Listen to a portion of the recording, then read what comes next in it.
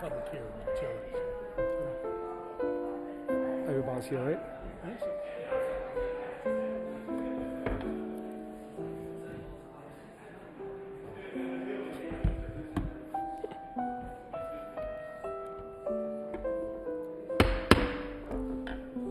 Meeting call to order, please.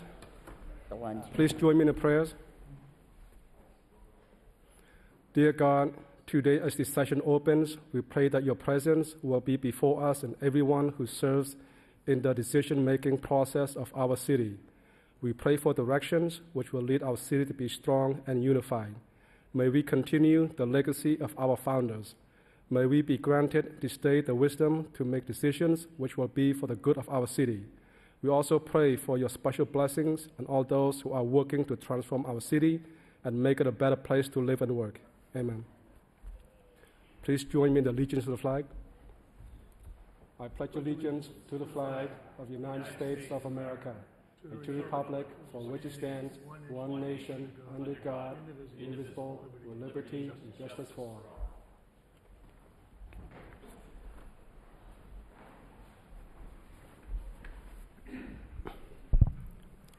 Mr. Clerk, roll call, please.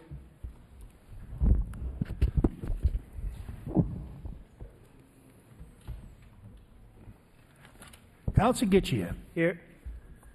Counsel Janess. Here. Counsel Leahy. Here. Counsel Mercia. Here. Counsel Noon. Here. Counsel Robinson. Here. Counsel Rourke. Here. Counsel Scott. Here. Counsel Yem. Here. Mayor Chow. Here. Counsel Drinkwater. Here. It's 11 present. Do you have any memorials or moment of silence today?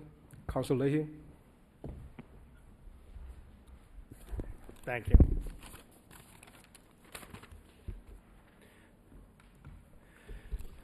Just wanted to remember Robert F. Murphy, Jr. Robert Murphy, Jr., 78, lifelong Lowell resident, passed away Tuesday, January 24th at Lowell General Hospital.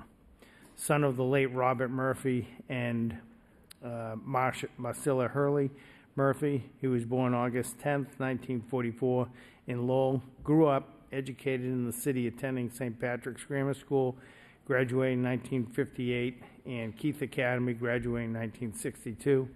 Went on to attend George Washington University, attaining a Bachelor of Arts in 1966, Doctorate of Jurisprudence degree in 1969 from Catholic University. After law school, he worked for the law office of John E. Leggett, long-term associate, focusing on real estate law. 2004, he went into solo practice, focused on child and family welfare law out of the Lowell Juvenile Court, in addition to continuing and handling other general legal issues. As a long-standing member of the Belvedere section, he will be sorely missed. Thank you. Any other memorials or moment of silence? Hearing none. Mr. Clerk, please I turn have the one, light. Mr. Mayor. It's like I Councilor have one, Robinson. Mr. Mayor. Yes. Yep. I'd like to do a moment of silence for Elaine Romanowskis.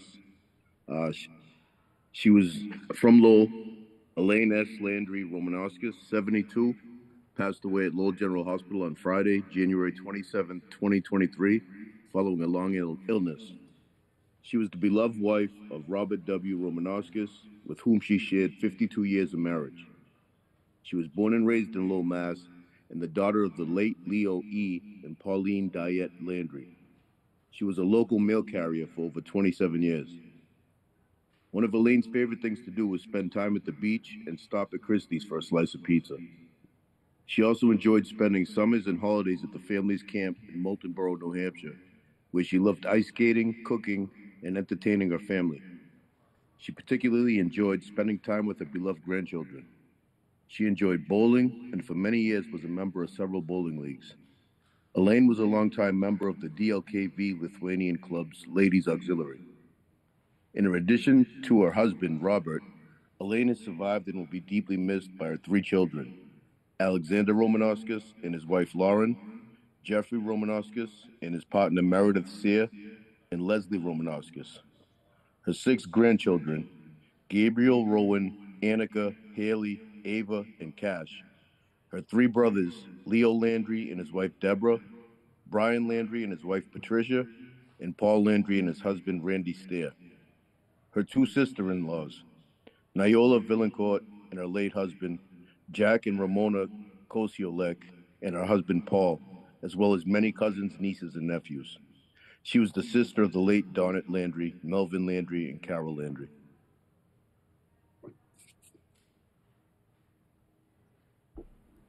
Thank you, Councillor.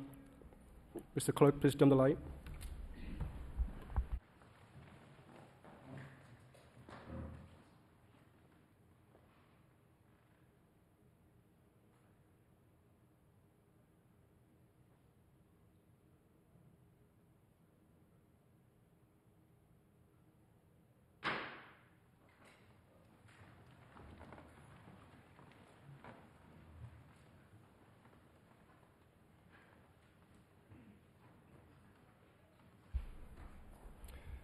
We now will start the meeting with the Mayor's Business 2.1, Communication Remote Zoom Participation. Motion to accept and place on file by Councillor Yam, second by Councillor Rourke. Motion is adopted. I was not able to put this on agenda on time, but we do have a special recognition and citation. I would like to ask for a motion to suspend the rule and to present a citation by Councillor Mercia, second by Councillor Nguyen. So it's really my honor to welcome the Red Rose restaurant owners and help to be here tonight. They won the James Beard Award. Now, Red Rose has been a part of the Lowell geography for the longest time I could ever remember. It always tasted great every time I visited, and it's even better now that you've been awarded the James Beard Award. So if you could come to the podium, and I would like to present this citation to you.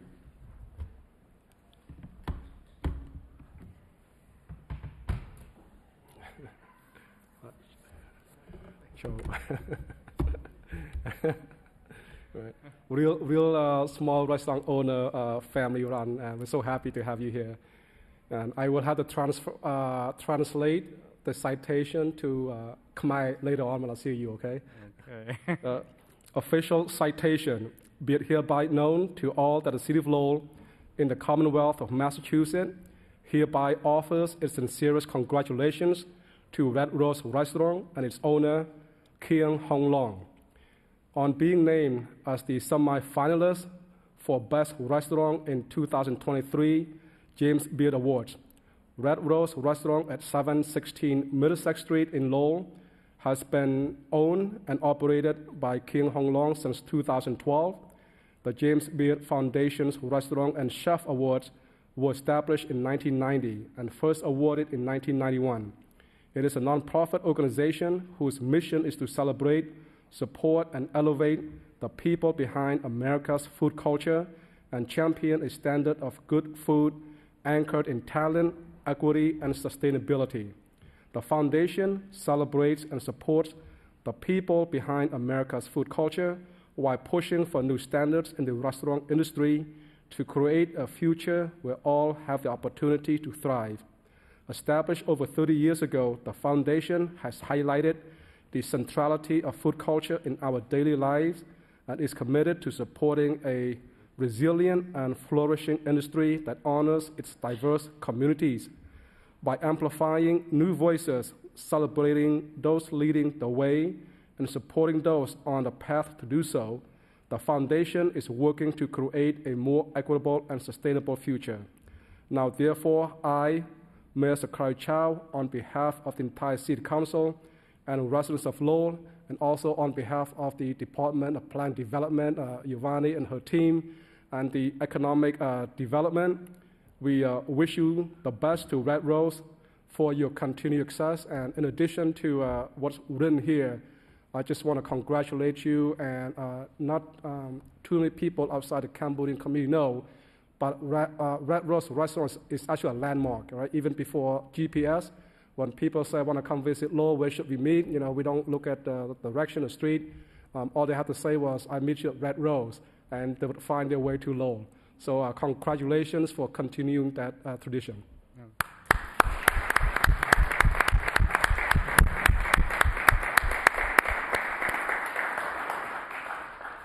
Before Mr. Hong, before you speak, any other comments from the councillors, from any members? Councillor Yam? I want to congratulate King and thank him for all that he has done for the community. He's not just operating and own the business, but he also involved in community, donating food, donating money for various events, Cambodian New Year's and any other fundraising. He would also allow people to meet at his restaurant. So that's the kind heart that he is, and I just want to say congratulations and then thank you for all you've done for the community. Orkun Charan. Any other councillors? No other councillor? Okay. Bong Long. Bong the Yay microphone. Okay. ឲ្យខ្ញុំនិយាយពីអីគេមក និយាយភាសាខ្មែរតបានភាសាអង់គ្លេសតបាន ខ្ញុំអរគុណណាស់ដែលខ្ញុំបានជាប់vote ហ្នឹងខ្ញុំសប្បាយចិត្តណាស់ហើយអត់តាំងនិយាយថាមិនទៀតបាទនិយាយភាសាខ្មែរតបានបងអីចាំបាទនៅបកប្រែមានអីទៀតអស់ហ្នឹងអស់ហើយ He just would like to express his appreciation. He's happy to be selected. He said, what else can I say?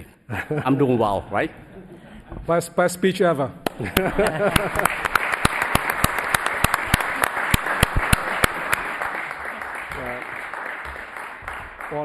I would like to present this to you, and let's take a pictures together with all the councillors.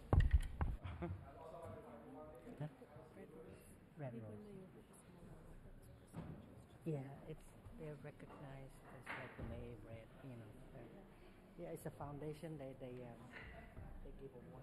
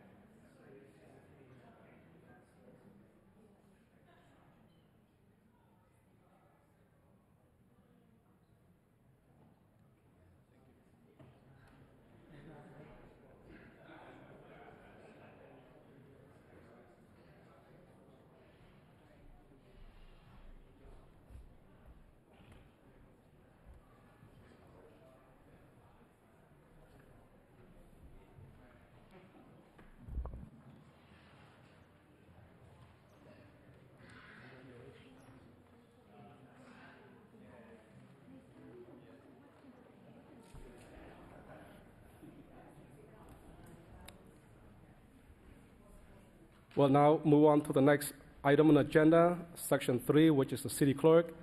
3.1, Minutes of Zoning Subcommittee, January 24th. City Council regular meeting, January 24th.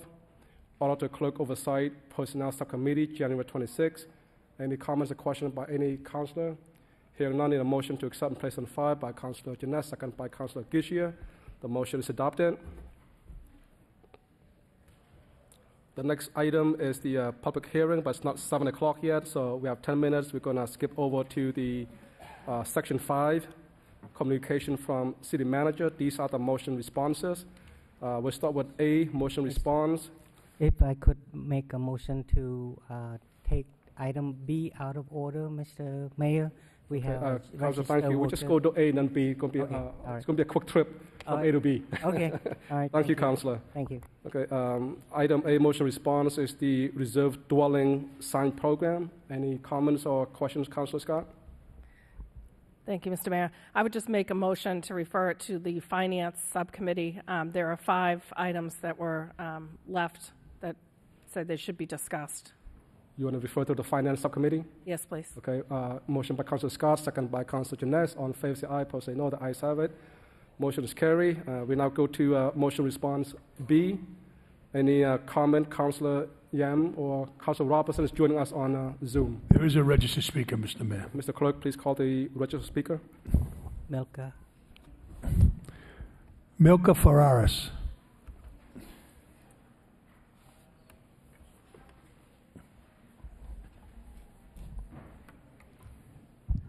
Good evening.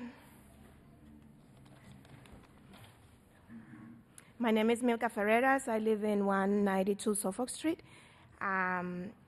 Thank you for having us once again. We requested a motion about May last year, and thank you to Councilor Jem to help us out for the motion. Sorry, I'm nervous. We are here because we needed to review the motion because on that street there's a lot of accidents that happen. And unfortunately for myself, I was again affected by that. And in December, my car was in an accident. My car was parked and it was total. So I contacted Councilor Jem to help us out, and I'm here today because I want to say thank you to Councilor and also to Councilor Robinson to also for helping us and following up with that motion. We understand that the request for four-way traffic is not good, but the decision that you are making is good, and we are approving it. We want to make sure that whatever you are doing to help us in the city is good. And I'm really nervous, sorry. I will have my other partner talks also. Thank you very much for your help, Councilor.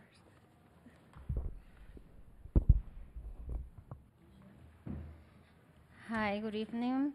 I'm Elizabeth Thiru. I live on Suffolk Street. I support the motion to change Suffolk Street south of Broadway Street between Broadway Street and Fletcher Street to one-way traffic flow. These changes will be beneficial for the neighborhood because it will be create permit parking along the east side of the Suffolk Street. But more important, it will be eliminate the turning from the Broadway Street side, and it will help to reduce crashes associated to the turn from the south of Broadway Street.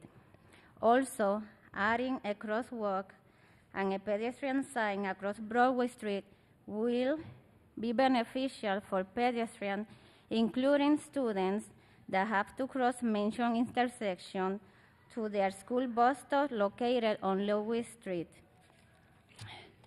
I just want to say thank you to take into consideration our motion, and thank you to Councilor Jem and Councilor Robinson for their support. Thank you. Mr. Clerk, do we have any more registered speaker? No. Okay. Councilor Yam or Councilor Robertson? Thank you, Mr. Mayor. And I just want to thank the speaker, Maria Claudio. She's here. She's support the motion. And she's the one, along with Milka and her friends and a few other neighbors, brought me to that intersection, Suffolk and Broadway, showing me that the accident, the car hit the building. And then Councillor Scott and I filed the motion back in May 24. And then later on, after Milka's vehicle was struck, she shared with me and the other councillor, the ring video of the accident. And I want to thank the manager. I forwarded to the manager, and the manager forwarded to the traffic control. I spoke after reading the motion response, and I mentioned to the speaker today, here's what the city proposed, and they like the idea of making Suffolk Street a one-way street starting from Broadway all the way to Fletcher Street. However, the one more item that they would like to see, where the road curve, if you travel on Broadway westbound, after the school and then the gas station, the road kind of curve. Oftentimes people speed, so they lost control, they hit the bridge or they hit the building where Milka and Maria lived. So in the report say that the bridge over Western Canal will be providing an opportunity for a traffic calming measure once funding for the bridge project is identified. The question that I'm asked, and also I would like to ask, when do you foresee that this bridge will be, on schedule to repair and to work calming the area? Mr. Manager. Thank you very much, Mr. Mayor, through you to the council. Council, we are actually going to be working on that with the bond authorizations for this year. So that's something we are looking at. I believe there are 5 total bridges that we really need to get a handle on. The Commonwealth of Massachusetts has instituted a small bridge repair program, which we will be looking at as well. So that is definitely, it is on our radar screen. Thank you, Mr. Manager. Thank you, Mr. Mayor. Councillor Scott or Councillor Robinson, any other comment you'd like to add? Yeah, it's I think Councillor Scott. I think Councillor Robinson's on Zoom. I don't know if. Oh, do you have any comment, Councillor Robinson? I would just like to say thank you. Again, the crosswalk, it's a high pedestrian area, and we've seen repeatedly it's been a problem spot. And I'm just glad to see that we're going to finally put some work in that area to protect not only the houses and vehicles, but our pedestrians, most importantly, over there. Thank you. Okay, thank you, Councillor. We do have a couple more minutes before 7 o'clock, so we have time to do one more motion response. Item C, this is on Kinsman Street. Any comment, Councillor Nguyen? Thank you, Mr. Mayor. Appreciated the report, Mr. Managers, and thank you for the recommendation from the traffic engineer, Ms. Oldman. Thank you. Any other comments? Question, motion response? Hearing none, we'll take up one more motion response. Item D on Plain Street. Any comment, Councillor Gishia, Councillor Scott? Councillor Gishia? Thank you, Mr. Mayor. Since the cleanup, has anybody checked the area to see if anyone is back in that area? Mr. Manager?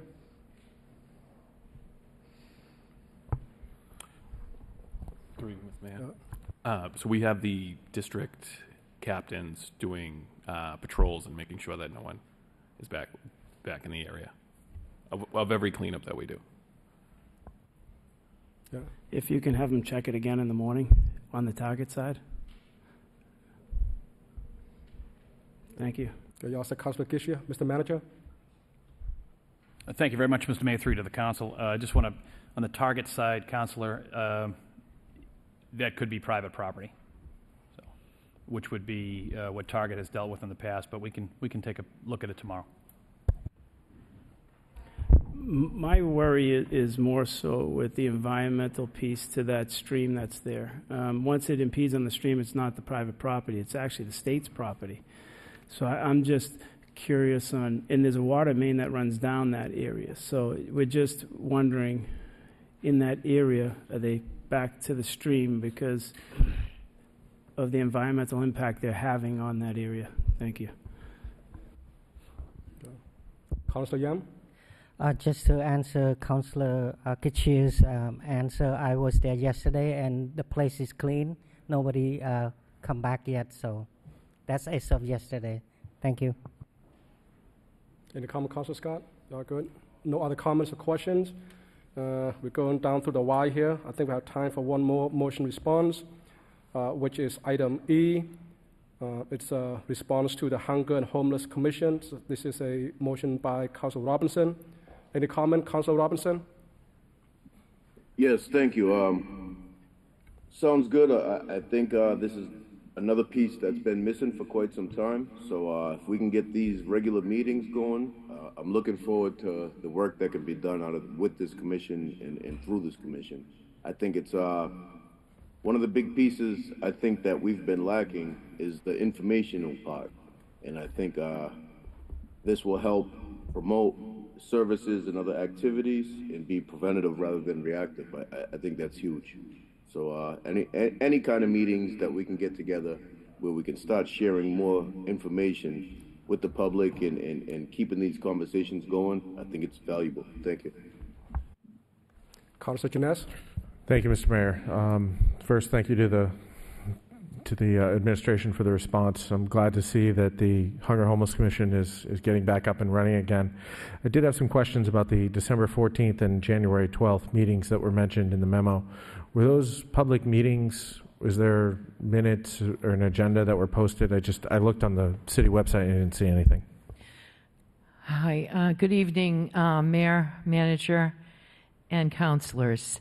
No, there are no minutes from those meetings. They were just ad hoc meetings to see if there was any interest in restarting the Hunger and Homeless Commission. Okay, so there weren't any substantive discussions of issues? Okay, not at all. That's fine. I just wanted to check on that. And the other question I had is, reading through the bullet points of what the commission is going to do, it seems like a heavy lift for a volunteer commission. What kinds of support are they going to get from the administration and from partners to be able to execute on this vision? There's a lot of work here, and I appreciate the efforts being put in by the volunteers on this commission, but I also want to make sure that we're supporting that and being able to actually execute on this. Thank you. No other comments from councilors? Mr. Manager? Thank you very much, Mr. Mayor, and to the council. Yes, Councillor, they'll have the full support, obviously, the administration, Ms. Golden from HHS, Ms. Fitzpatrick, obviously. And I believe it's Communication 5.3. We have 5 members right now, so if there's anyone else that's interested, we always like to put that out there. I know that we will be visiting, once again, all of the community meetings, neighborhood meetings, to make sure that if anyone's interested in signing up, to please let us know. But currently, right now, as Ms. Fitzpatrick had stated, January and February was trying to restart the engines for the Hunger Homeless Commission, and we're lucky enough to have 5 people that have been interested at this time. I believe that we have 7 more that could be, as well as a few ex officio members. Okay, thank you. How many seats are on this board total? Is that total? Mr. Manager? Thank you very much, Mr. Mayor, and to the council. Currently, right now, there are 5. There are 12 total, but we have 3 ex officios, 1 from the mayor, 1 from the city council, and 1 from the school committee. Okay. And does this commission have a residency requirement for members, or? No. Okay. Just curious on that. Thank you. But it is preferred that you are active in the city in some capacity. That makes sense. Thank you. I had mentioned this once before, and I'll just mention it quickly again. I do think it would be great if we could find someone from the community who is either currently experiencing homelessness or has recently experienced homelessness and might be willing to join this commission. I just think that's an important perspective for us to be able to include in this commission if possible. So I just wanted to mention that again. But thank you for your work in getting this started back up. I think it's an important part of the administration, and there's a lot of work to be done here, as we've talked about many times. Thank you. Yes, Councillor. As a matter of fact, that's why there are empty seats still. Like the manager said, we did have enough people to fill that commission, but we also want to have people who have experienced homeless on the commission. So, excellent. Thank you. You also, Councillor Janess? I am. Thank you, Mr. Okay, Mayor. we'll go to Councilor Nguyen and then Councilor Musia. Thank you, Mr. Mayor. Through you, Mr. Mayor, to the managers and maybe to the coordinator for homelessness, Ms. Fitzpatrick. I concur with Attorney. I concur with Councilor Jeunesse. That is to have a perspective of a homeless individual or individual who has experienced homelessness to this group will be a great thing. A question I have for Ms. Fitzpatrick is around the list of people here. Are this also this is people that come out of the group that you meet monthly. Let's say a group of nonprofit and providers around homelessness issue. Excuse me, could you say that again, please? Is this a group? Is this member is come out of the group that you meet monthly, right? Met previously, you mean? Right. We met once in December, on December 14th, and we met January 12th. Right. So yes, some of those people were at that meeting. One of the reasons they were there is because they were past members. Okay. So Dan O'Connor and I reconvened some of the past members who were interested.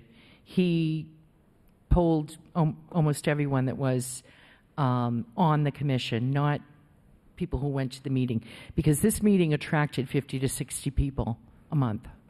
But he did ask people who were previously involved if they would like to be involved again. And those are the people that we met with, along with some other newer people. So is this the member now that you have? Is there any opening? So it's no ending, and you can add more people to this committee, right? Absolutely. Thank you. Councilor Musia. Yes, thank you, Mr. Mayor. When we hear about the Hunger Homeless Commission and we hear about homelessness and we know about the problems that exist, we don't very often hear the good things that are taking place. And I know that it shouldn't be a secret. Just last week, we had some good news, and a number of us, the Assistant City Manager, Lisa Golden, Mara Fitzpatrick, a large number of city councilors, we went on 134 Westford Street to see the Lowell Transitional Living Center that took a building and refurbished it to a state-of-the-art with 21 future little apartments with a 24-hour live-in person to monitor the people that will live there. This is good news. These are people that were once homeless, now have a beautiful place. In about a couple of weeks, they're going to be living there. This, to me, does my heart good. It's given people meaning and purpose for living and establishing them in a beautiful, safe environment. We don't hear about this, but this is what I want the Hunger Homeless Commission to focus on. Yes, there's a need out there, but this is the solution, and this is what happened. So my hat goes off to all the people that made this beautiful day happen for people that are so deserving. And this is called saving lives, and I'm very, very proud of everybody that's involved with it. Thank you. No other comments or questions from any other councilors? Now it's a few minutes past 7. We're going to go backward on the agenda to the utility public hearing, which is section number 4. That's 4.1. It is on the Verizon New England Inc. Place one new 4-inch conduit approximately 46 feet southwesterly direction from existing pole Lakeview Avenue. This section is now open to all those who are in favor. Mr. Clerk, we have a... Yes, there's a gentleman from Verizon on Zoom, Ross Bilodeau. Yes, good evening. Ross Bilodeau representing Verizon in New England. How are you? He's available for questions. Any councilor have any questions for the representative from Verizon? Okay, there's no questions or comments. Anyone else here to speak in favor? Anyone else here to speak in favor? Hearing none, that section is now closed. We're now open to all those who oppose. Open to all those who oppose. That section is now closed. Any comments or questions by any of the councilors? Hearing none, need a motion to refer to Ward Inspector for report and recommendation by Councillor Nguyen, second by Councillor Yam. The motion is adopted. We now go back to the communication from City Manager, continue with the motion responses. We left off at item F. It's a motion response on Gordon Road repaving request. Councillor Leahy, any comment, questions? Thank you, Councillor. We now go to, no other comments. We now go to item G, motion response, ADA ramp update. Any comments, questions, Councillor Gishia? Thank you, Mr. Mayor. I do have a few comments or questions through you to the city manager or the city engineer.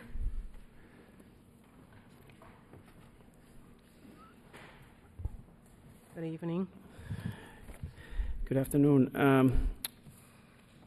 We read this report, and only 33 ramps were done since this contract was signed. Do we know when this contract was put in place? This contract was in place, I want to say, in August. So back on February 24th, there's a motion response to Councilor Leahy that stated the city received 6 competitive bids on February 15th, 2022. The prices range from $943,000 to $1.28 million. And then in the second page, it says the city anticipates having the contract in place by the end of March. What took from March to August to get this contract in place? When the bids was opened, we have the lowest bidder. We select the bidder. It went through the process of purchasing, contacting them, law department draft the contract, get it through the city's process, and then send it to the vendor to get their bonds and everything's in place, and then it come back to the city to get the final signed off. So it took 6 months in this city to do that? You're saying, does that, I mean, that's just unheard of in any place in this state, that it takes 6 months to get something back. And the worst part is, it took the most active part of construction season away from your department. So if no one's going to be honest and tell us what actually happened, because something had to happen in between here. The city engineer sends something off to either purchasing or wherever. The CFO may know better than me, but where it goes. But it takes 6 months to do that. We got 33 ramps done when we were promised 200 to 300 ramps were going to be done. 200 to 300. We got 33. And now, out of the 33, you can clearly see that they took the 33 number because that was 25% of the budget, and they multiplied it by 4 so they could get to the number, and they said, okay, 133 will be the number to this. So we're 71% of the lowest number is what our expectations are now, of the 200. Do you see how inefficient this government is? I mean, that just makes no sense. So what happened is when we originally did the estimate, we did it by quantity. And once we get the contract, before we get the contract, we dive into more detailed locations. And sometimes the ramps, the ram itself expand as we meet the existing conditions. So instead of just 1 panel or 2 panel, it grow a little bit. I do agree that the number change. The pricing came in higher than we expected. The concrete's about 110 a square yard right now. How did the number come in higher than expected when it said the bids were opened up at $943,000 to $1.2 million? It says in that memo that's what the bid. So the number was there when it said 200 to 300. So what that is, when we did the estimate, it's based on our own estimate. So when they came in bids on the quantity itself, and our quantity, the limits of the ramps change as we go into the exact locations.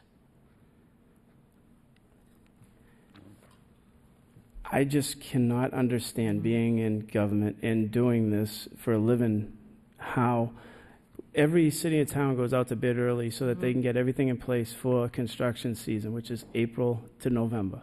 That is the prime time. Why we ended up knowing, and it looks like your department was ahead of schedule when you get it back in February. It's not your department. We're trying to figure out what is the gripe with getting contracts back to departments so that we can function and save this city funding. Because how many cubic yards have been already spread in these 33 pads? Do you know how many cubic yards we used? I don't remember. I don't have that number on top of my head. I can get you that number.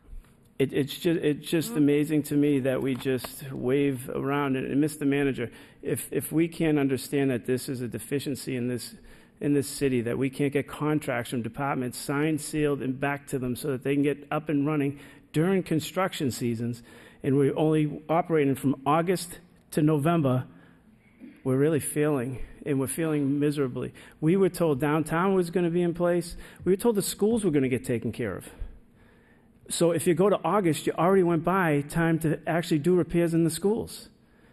And our students walk. That's why the high school's downtown. We were told they could walk to that high school. But yet we can't fix the simplest things. You go across the street, we try to walk from the parking lot, our own employees. You can't even get across where Lena's was. It's amazing to me that you're handcuffed in this way when you have everything in line and you send it off, and it takes this time, and all of your numbers are in line, and I bet it would have been cheaper if it went out the door quicker. Potentially. You also Potentially. We all know it would have been cheaper. Thank you. Thank you, Ms. Chang, for being to answer the questions and comments. Councilor Jeunesse?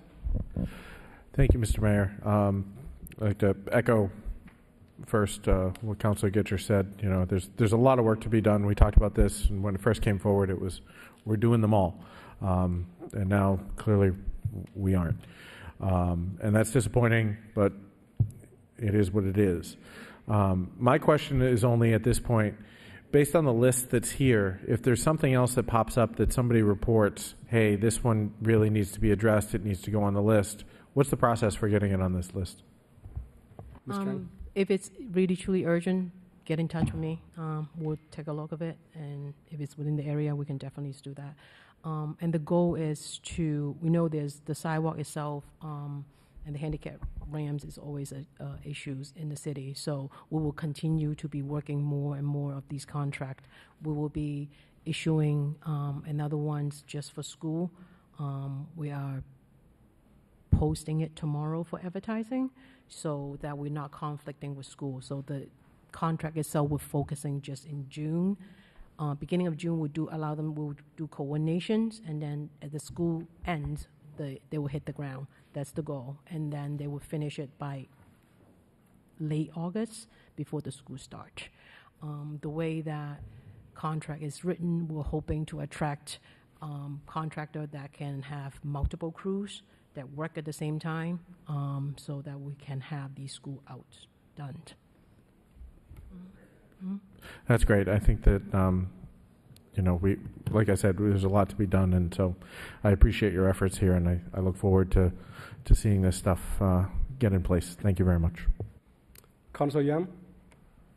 Thank you, Mr. Mayor, through you to the engineering, Ms. Tang. The question I have would be Merrimack Street, travel Merrimack Street west all the way to the river. Is that part of the future ADA and sidewalk work? There is that portion of the Merrimack Street is kind of tricky because there's a lot of vault underneath there. So we got to be careful on, we need to somewhat address that issue first before we can handle that. So it is in our mind, but unfortunately we cannot deal with it at this moment.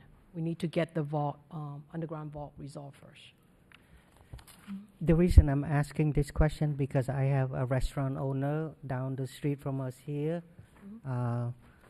Thai cuisine. The sidewalk is so bad. The customer with the wheelchair got stuck in a crack on the sidewalk, and the building owner say that's a city sidewalk. I spoke with the city previous administration, mentioned the same regarding the vault in the basement. So there has to be some sort of a coordination between the city and the building owner. Correct. And I understand that a situation similarly to this downtown, but you were able to work and resolve that. How do you do that? Some of it is depend on the extent of the vault. Some vaults are 8 feet out, some is 5 feet out, some is taking entire width of the sidewalk. So, for example, Prescott Street, the location, we were able to work on the area, the panel that happens to be does not have vault underneath, we can replace those. So we set our limits that we're not touching the vault area. So we looked at some of the vault we have inventory. It tells us like how far the vault is out. So that's how we determine that which location we're able to work on and assist on. And I believe with the vault, there is a program out that could be, city can assist with that as well. So if I may, Mr. Mayor, just one last question. So back to my original questions, do you know when this Merrimack Street from the City Hall westbound will be on the It will be depends on how is the homeowner, property owners to repair the rooftop first. Once they done their rooftop, secure their rooftop, and then we'll come in and we can do the sidewalk on top. Thank you. Okay. Councilor Gishia? I just have one more question, Mr. Mayor, through you to the city engineer. How far along are we on a sidewalk index? Are we any further along than, are we starting into the process of trying to get that sidewalk index done? And because right now, obviously, we're not going to get to the point of finish by July of the rest of these. The sidewalk index is important for us to save funding on just planning and everything, putting forth. Have we reached out to any companies and tried to get that in place? I could not agree more. That contract has been submitted. I'm waiting for execution of the contracts to move forward. How long ago was that submitted?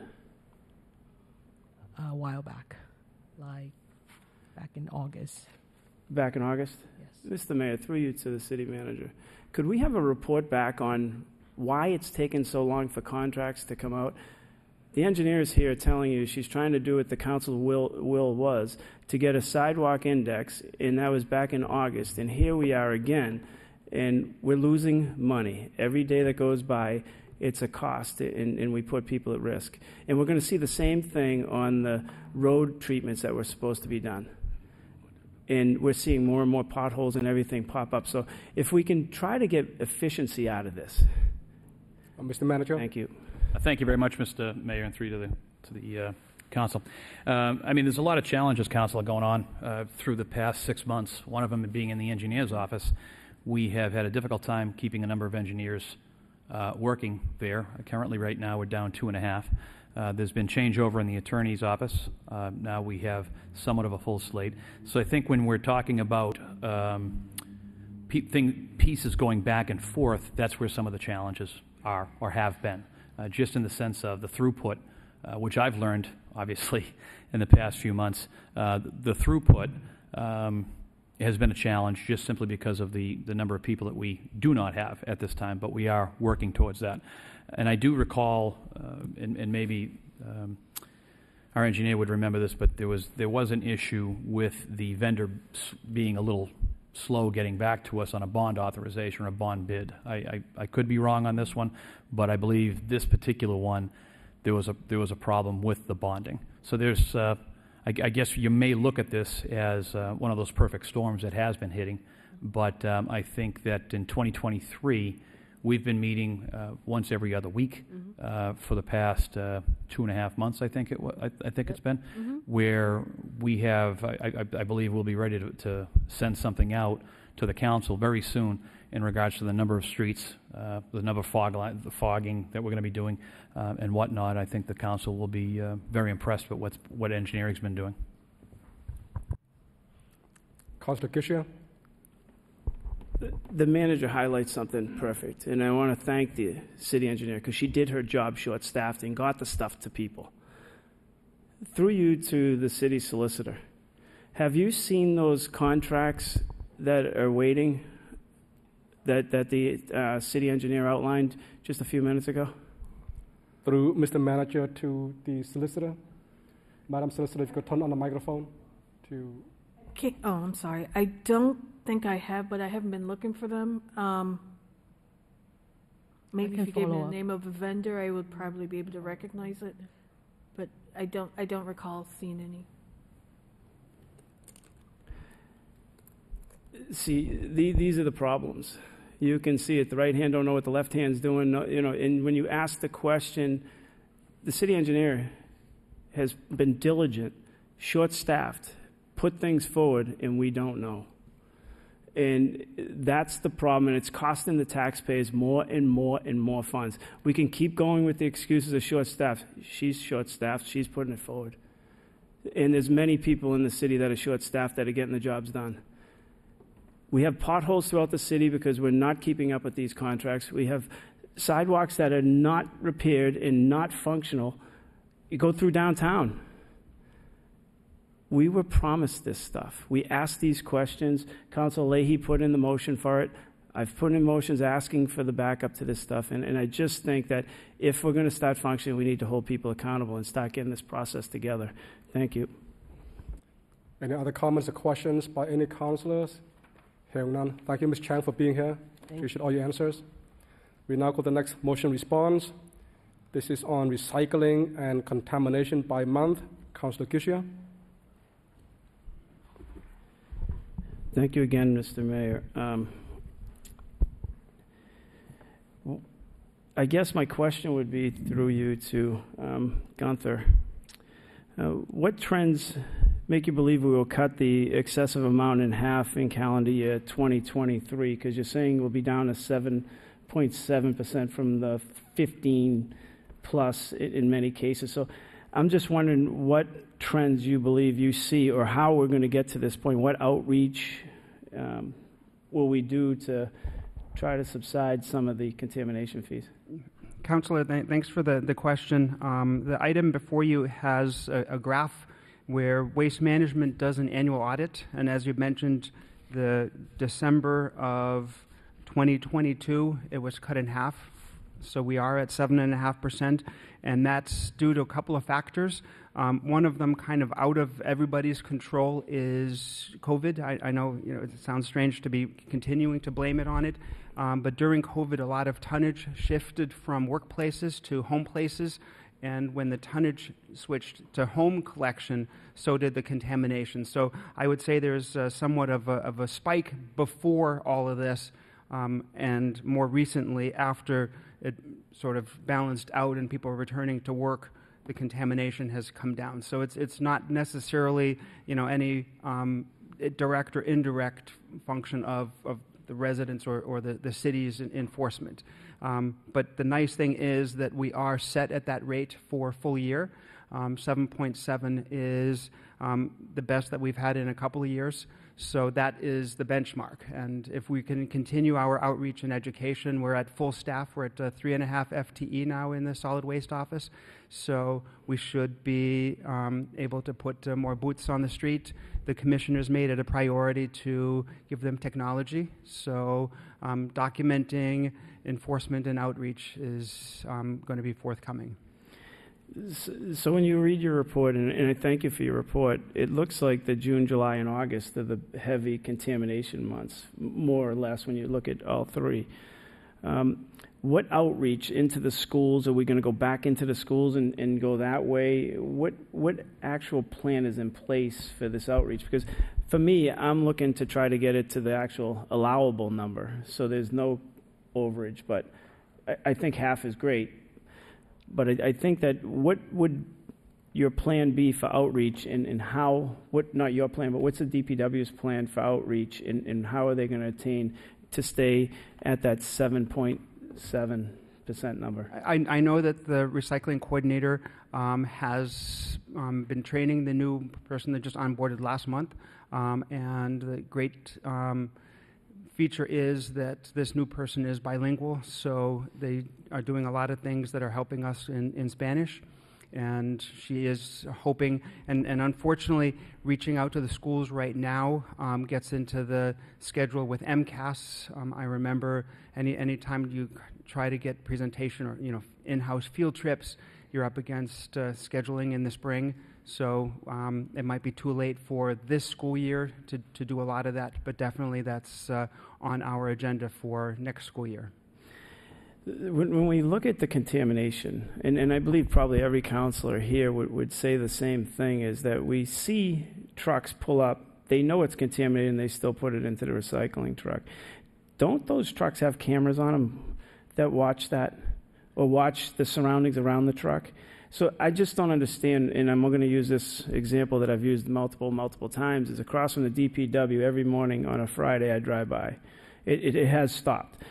There used to be the recycling out there overflowing with trash, and by the end of the day, it was picked up. I watched the recycling truck pick up the trash out of the recycling. So the incentive for the company is to take contaminated trash, recyclables, because they get paid more that way. And I guess no one's supposed to say that in public, but that's the truth. If they take contaminated recyclables, there's an incentive for them in the end because the company makes more funding out of it. There is certainly a 225 per ton processing, and a ton is a ton, and they don't always know. I can certainly reach out to the driver and the route supervisor to visually reject.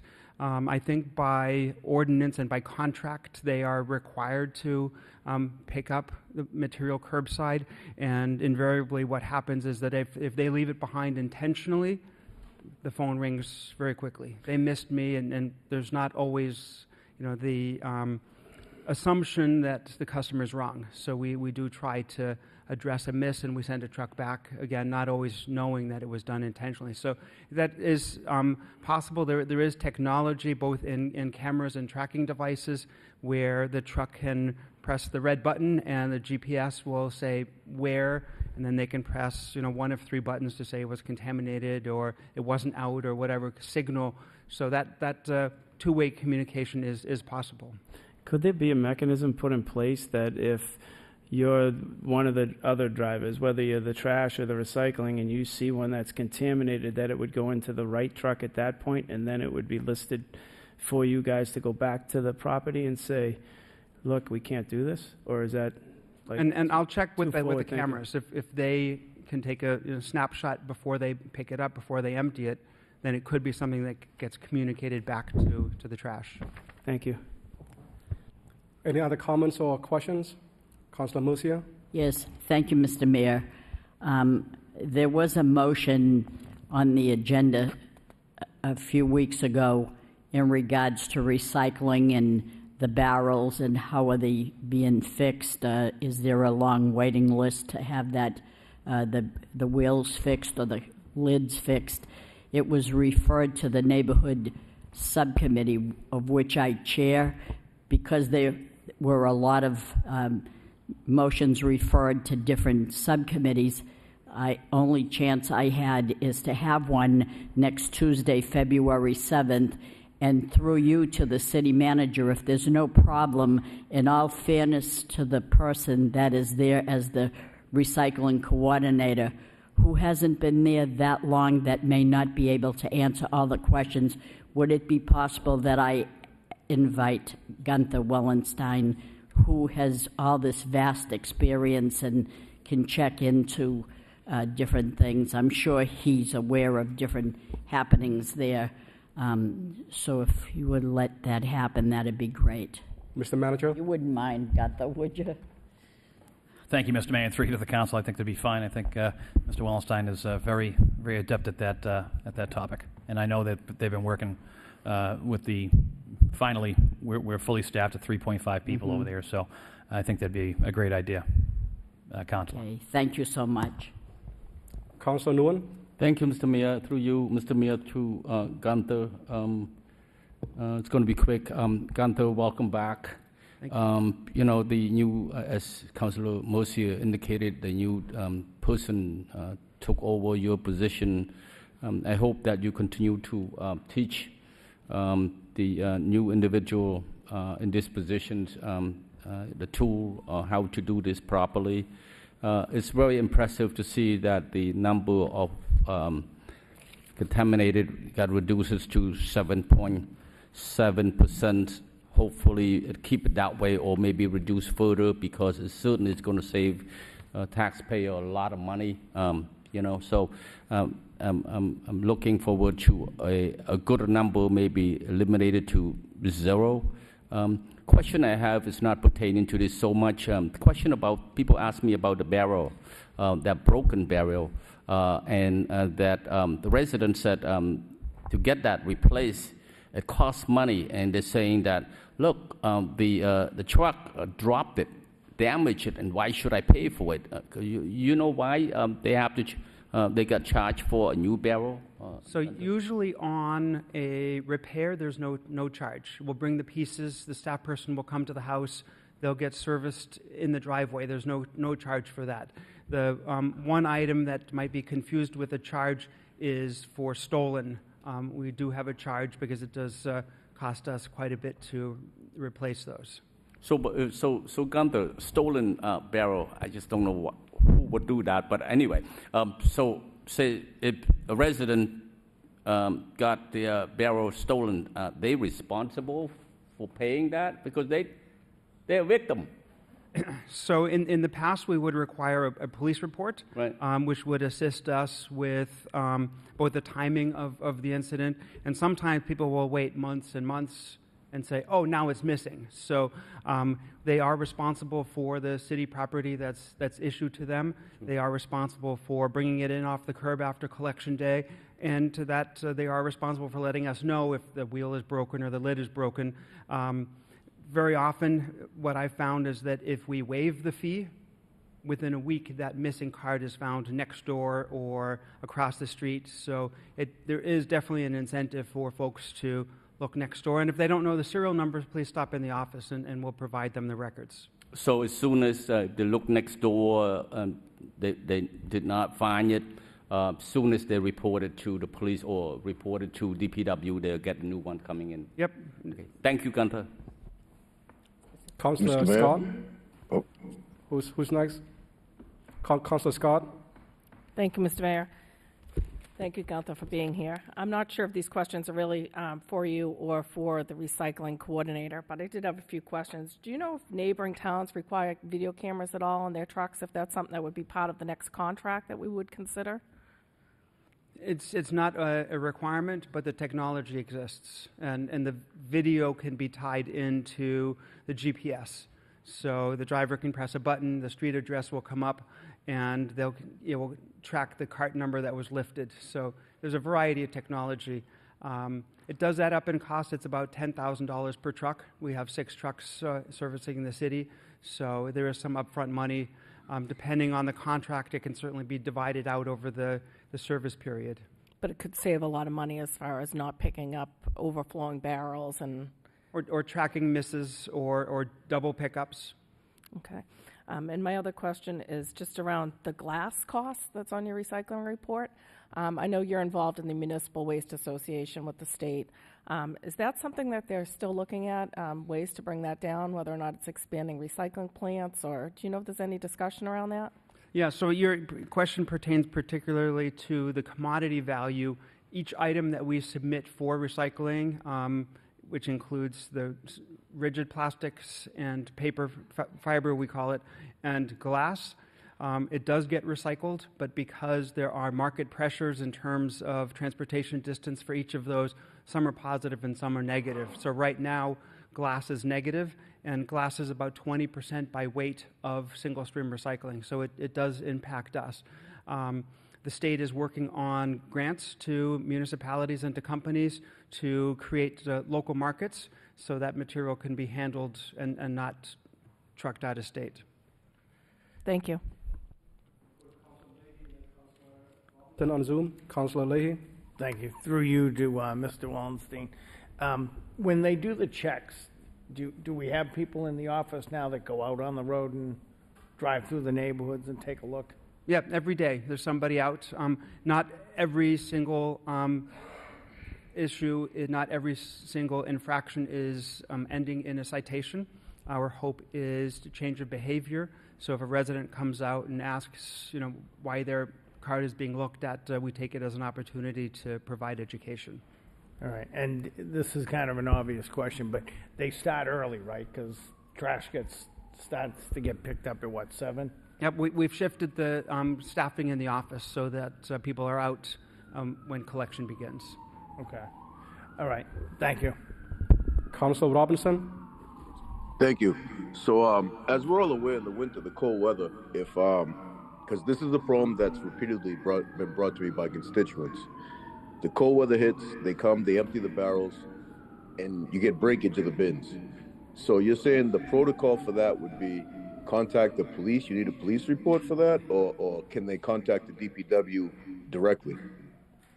In Absolutely. addition, for damaged carts, residents can simply visit the city website, and right on the front page there is a button, what would you like to report? And you pull down the menu, and one of them is damage to your city trash or recycling.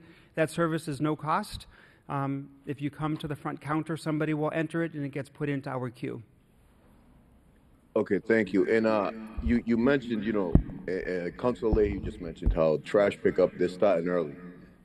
That has also been an issue in the downtown, where I've received many calls from constituents that they're doing pickups sometimes in downtowns at 3, 4 a.m. And I mean, in those tight alleys, noise travels and echoes.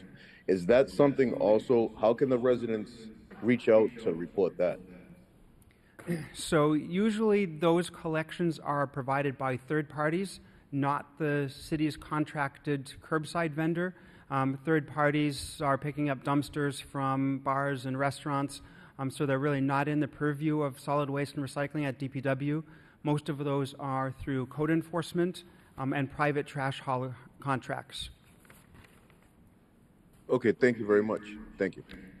Councilor Yam. Thank you, Mr. Mayor, through Mr. Wallenstein. I have the property owner rental property. The owner asked a question, when the lid is broken, is the tenant reporting or the landlord reported to the city to have it repaired? Either. If the tenant wishes to enter a Civic Plus, we're happy to accept it if they want to come into the front counter, but the landlord can certainly call the office. But the landlord also can do on their behalf too, right? Absolutely. Okay. This is kind of a question related to the trash, but I remember when way back you used to have a trash talk on WCAP. Would you see yourself doing the trash talk again? Because I think it's very informative and useful, and it's so much so that even some other state, they confuse that the town also Lowell from another state call you, say, hey, there's something wrong with my trash here, and then after you talk to them, they're in different state, not Lowell, Massachusetts. So, yeah, there's 13 Lowells across the country, so it's not difficult to pull up the internet and fill out a form for a different Lowell. I'm happy to discuss with CAP about whether they want to continue that and whether April is available. We'll check into that. Yeah, I learned a lot from listening. One last question, Mr. May, if you allow me. And I know you are very educated and informed regarding the trash. The waste management in California, they have a law that do a compost of the waste food from restaurants and stuff, because food products emit a lot of the gas. So the California have instituted a new law that allow the trash company to pick up the waste, the food from restaurants and stuff like that, and then it go down to households as well. Absolutely. Massachusetts DEP enforces the solid waste regulation, and they do have an organics law, and just recently in November it became stricter. So if you generate more than half a ton a week, so it's not a household, it's usually a school or a store or a warehouse, then you are required to follow the state law and separate that from your trash. Eventually, the state law may get tighter and tighter so that it could include residential use, but right now it's not at that point. Thank you. Councilor Mercia? Yes, thank you, Mr. Mayor. Through you to Gunther. We had a computer printout of the different streets. Are you familiar with the printout that comes out and it says the date and they complied, they were ticketed? Are you familiar with a printout like that? I am not, but I can certainly look into it. Okay, when it says UNR, is that unresponsive or unresolved? What is UNR? I will check with inspectional services. So when we meet on the 7th, I'll clarify that table. And can you clarify after each address and the date and the line item right across, it says that it's property, this is property, and then it says it's manual. What does that mean, it's manual?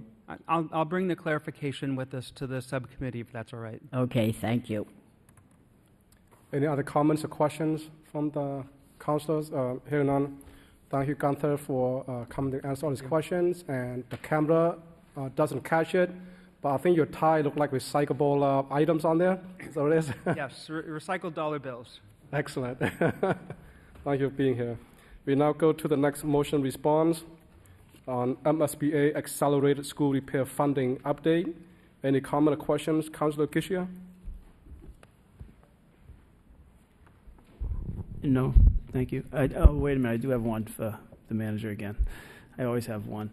Mr. Manager, with this report, and they're not accepting any, what projects were in the queuing that we would have sent out that now are going to be pushed off to future years? And you can answer that at a later date, unless, because there has to be some projects that we're going to put in for this year. Mr. Manager? Thank you very much, Mr. Mayor, and through you to the council. The 2022 Accelerated, that's what we've been working on since I've been here, and that's the Butler, the Bartlett, Robinson, the Shaughnessy, and the McAvenue. Now, I'm quite confident if I would have talked to the commissioner, we have another set that currently right now we're going to be put on hold because of MSBA, because of the rules that we read here. Now, there is also some discussion. I know that it was contacted by Mass Municipal Association. I know they're trying to push forward to find out how else we can continue to fund future projects. So that's something that the legislature is working on. But at least, at the very least, from this perspective right now, we are looking at, councilors, it's on page 2 for 2022 and 2021. It is our thought process right now that on 2021 we have the OPM, we have the designer, which has been given to us by MSBA, and it is our hope to start that project. And the way it's kind of looking, the 2022 accelerated repairs may be happening almost at the same time.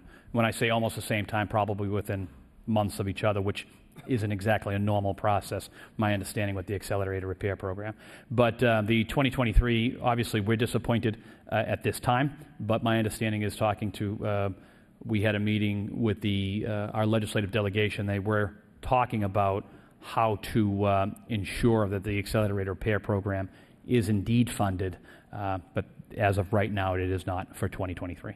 I didn't see the DPW commissioner here. Through you, Mr. Mayor, could I ask the DPW commissioner a couple of questions? I didn't see him. Through Mr. Manager to the director. Good evening. With my height, I can't see over the podium to see you, so I wasn't sure you were here. The 2023 projects that would have been in place, did ARPA funding cover some of that to offset it, do you think? Or do you think there were projects that we would have submitted that now are kicking the can down the road a little bit further? I'm just wondering, because the ARPA funds had to alleviate some of that, but I just wonder if what your goals were and how this affects it. I think what we tried to identify was some of the projects that wouldn't fall into the MSBA ARP program. There are some of the buildings that just wouldn't qualify, really from the side that we would have to attend to some of the ADA issues that would happen at that building. So we tried to identify those with some of the ARPA funds, knowing that the other buildings would qualify for the MSBA version down the road. So since taking your position, do you feel as though the city has stepped up on their maintenance of the schools and we're in much better place, or do you think we're still lagging far behind? Because I know what the question is going to be from the school committee, and the school department is going to say that we're not doing this, we're not doing that. And I just want to make sure that we're giving you the funding to get there, and how does this actually affect that piece to being able to keep you satisfied in your position? I think certainly in the last several months, or 6 months, 7 months, there's been a huge uptick with the amount of work that we've been able to accomplish. Many things that have been put off for quite some time, so we've been able to address the most glaring issues to get people at least to a reasonable place to live day to day. There's certainly a lot of work left to go.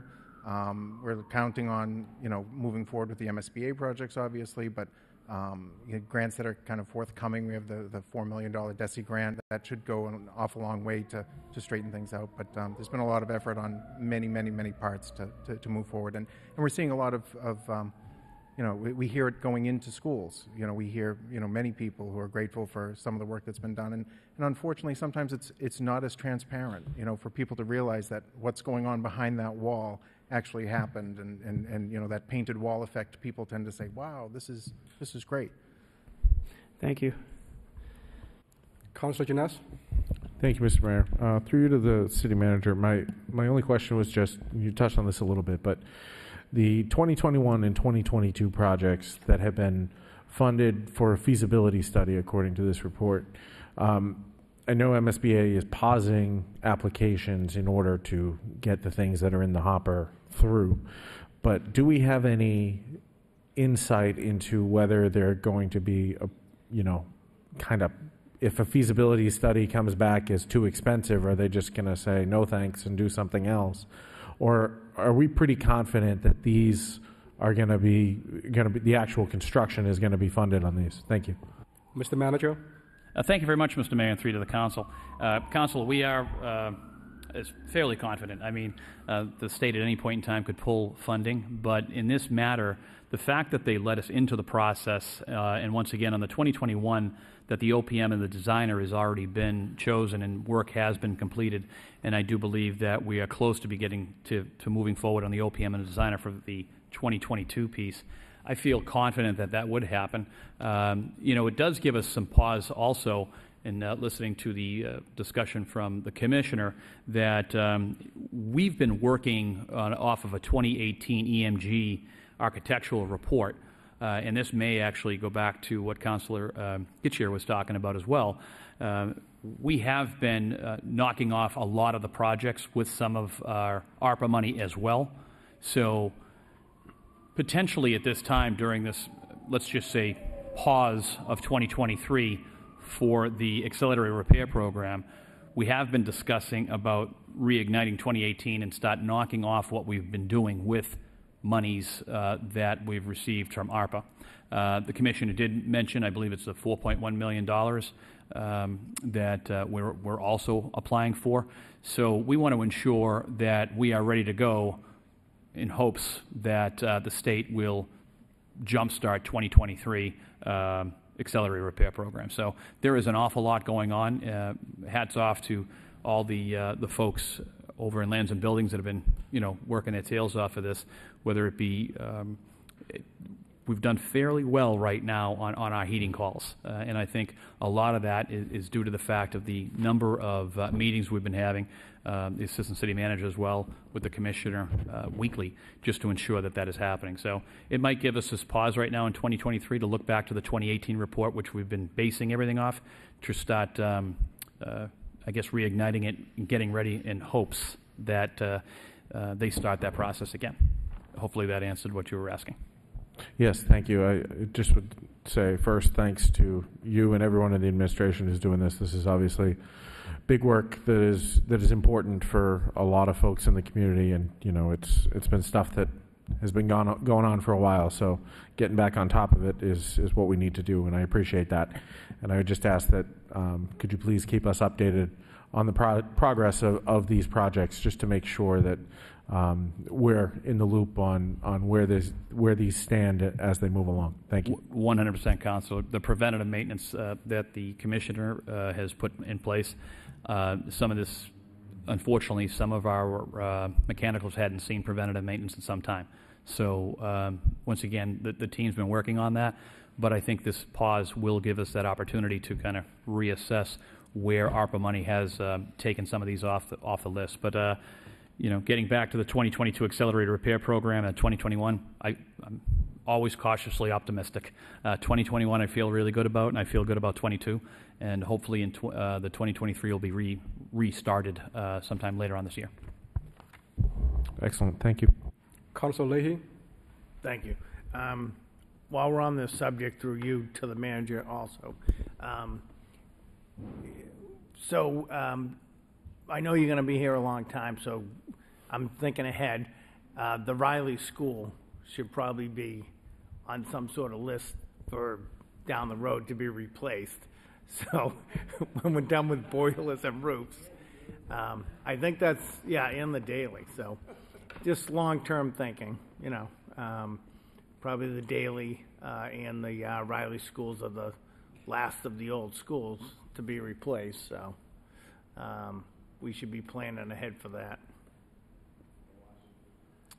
Good comment, Councilor. Washington too, maybe. But just if you can get those 3 schools built in the next 3 years, 10 years. We'll give you 10 years. That'll be 10 years. That should be enough time for the city. Keep those on the radar and keep pushing. Thank you. Right. Thank you, Councillor. Any other comments or questions on the last motion response? That's it. That completes the motion response. We now go to item 5.2, which is the informational report on lead service line inventory and replacement program. Mr. Manager. Good evening, Mayor Chow, City Council, Manager Golden, and Administration. I'm Stephen Duchesne with the Water Utility. This EPA mandated program came to fruition and prominence due to the Flint, Michigan water crisis that had happened a few years ago.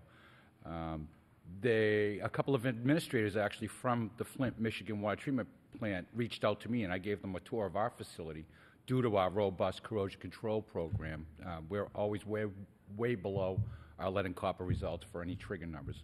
Now, the EPA is changing that regulation, and it hasn't finalized it yet, but the trigger level is going to go from 15 parts per billion down to 10 parts per billion. Now, we just completed our lead and copper survey sampling program last summer, and we were still way below that threshold number. So when they came and toured the facility, they were thoroughly impressed with our operation and our corrosion control program. Our cross-connection control administrator and staff engineer have been so diligent getting this program up and running to the point where it is now. They're extremely conscientious and incredible employees we're so happy to have. Without further ado, I'd like to introduce you to Aurora Boss. She's our cross-connection control administrator. Good evening, everyone. Thank you for permitting me the opportunity to speak this evening. As you've seen in your packet, I wrote a little memorandum just letting you know kind of what we've been doing behind the scenes with this lead service line inventory thus far. And I'm happy to take any questions you may have about any of the information that's contained in there. Any comments or questions by any of the councilors? Councilor Gishia? Thank you, Mayor Chow. Do we know exactly how many water services we have in the city of Lowell? It's approximately 26,000 currently. Okay, I'm going to try to do my math, so I'll let someone else do something, and I'll get back to it. Yeah. Any other comments or questions? Councilor Gishia, are you all set? One second. What is the percentage of lead lines that you think are in the city currently? Because I don't want to get people alarmed at this, because in 1991 they came out with this lead and copper rule in removing lead services. So I was in the construction end at the mid-90s all the way through. And whenever one was identified, whether it was galvanized, whether it was lead or lead lined, it got removed. So that's why my question was, what percentage could be left? Because even during the meter replacement program, we also, if it was identified, it was written down. It should be in a log at the water department and should be relatively easy to find, because we did both large and the small meters. So I just wonder what percentage is left. So that's a great point. And one of the reasons why we're doing this inventory is to assess the reliability of those existing records. We don't want to alarm the public, as you said. We don't want to say that we for certain have X amount of lead service lines. And this inventory stage of doing these on-site investigations will help us confirm what those numbers are so that we can get back to you with an accurate assessment of how many of those lead service lines actually do exist within the city compared to what may have been attributed to poor records at the time.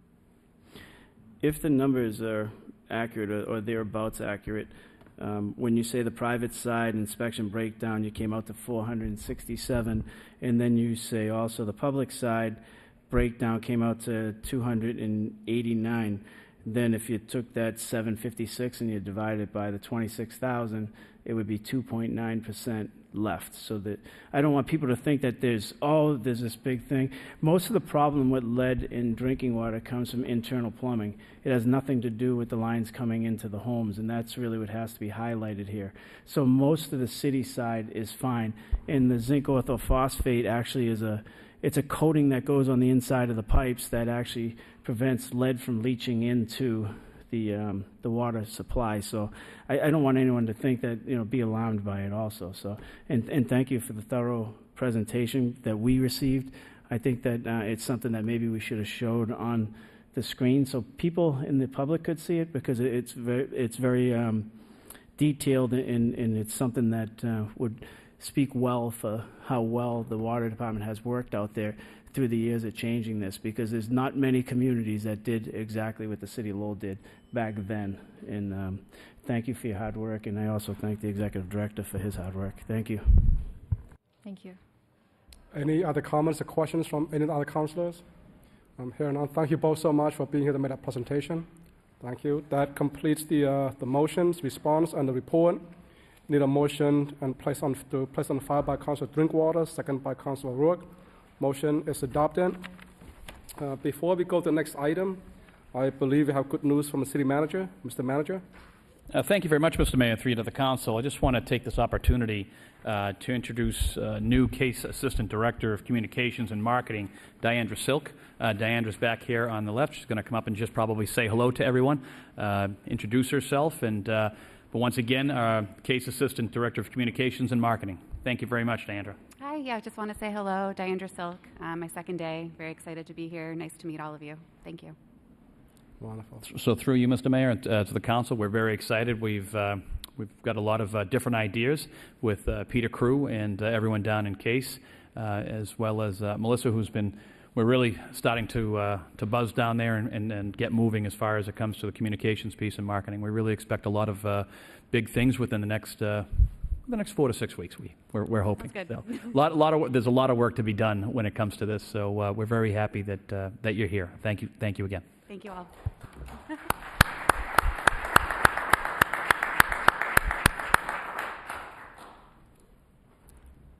Thank you for the introduction, Mr. Manager. We now go to the next line item, which is 5.3. This is the communications on appointments and reappointments to the Hunger Homeless Commission. We touched on it a little bit before.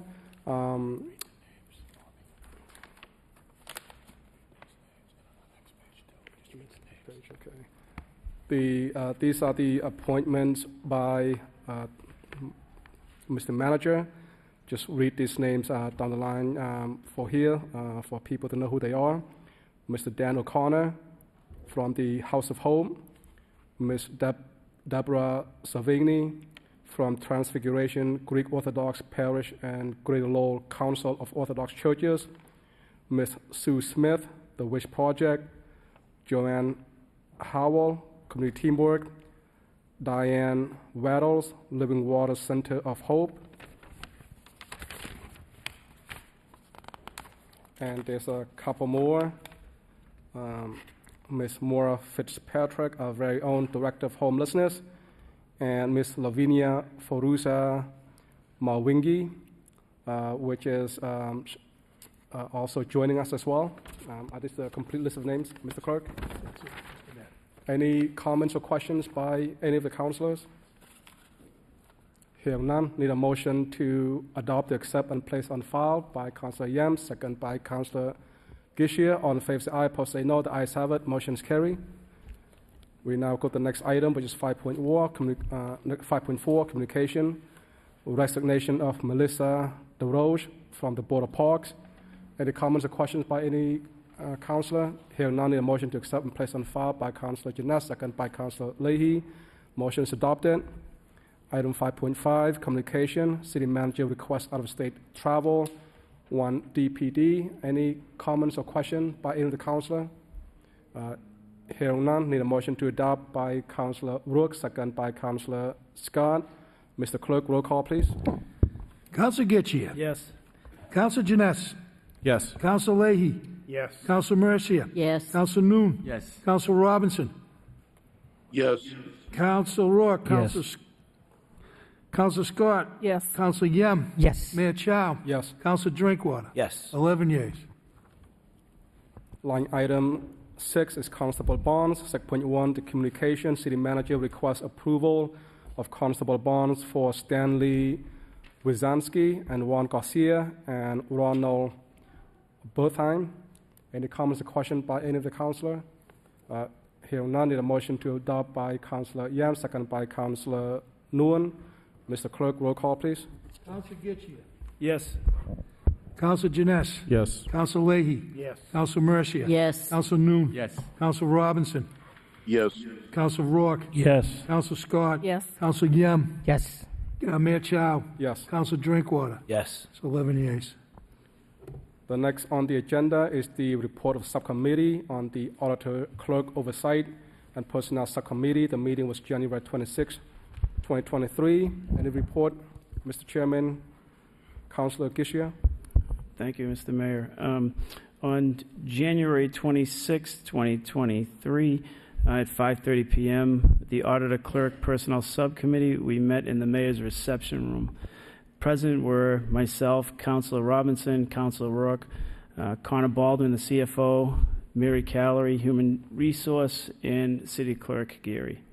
The reason for the meeting was to look at the evaluation process for the clerk, the auditor, and the city manager, and try to look at developing a performance evaluation if it was the will of the council.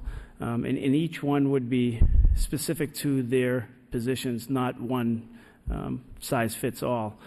And as we went along, we had multiple outlines of performance evaluations from multiple communities, and we passed those along to HR Director Callery, who will be sending them forward to each councilor, so they'll get that in a email for their review and see where they think this should go. But I think we all agreed that Councilor Rourke had agreed that he thinks every Tuesday night is evaluation night, and we all agreed that performance evaluations may be something to look at. So if it's the will of the council, and so in closing, it came down to that HR Director Callery would send out those to each councilor to review, and if it was something that the will of the council wanted to look at going forward, it would have nothing to do with the current year that each employee is within. It would be for future out years, and the employee would be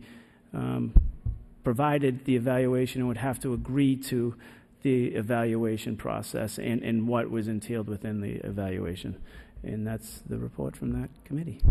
Thank you, Mr. Chairman. Any other comments or questions from any of the councillors? Hearing none, need a motion to accept the report with the accompanying order by Councillor Robinson, second by Councillor Drinkwater. Motion is adopted. The next subcommittee report is on Veterans Subcommittee, which met today, January 31st, 2023. Any report, Councillor Yan? Yes, thank you, Mr. Mayor. The Veterans Subcommittee met today at 5:30 in the chambers. Present were myself, the chair, and Councillor Mercier and Councillor Rourke. Also were at the meeting Ms. Lisa Golden from the Board of Health, and then also we have Mr.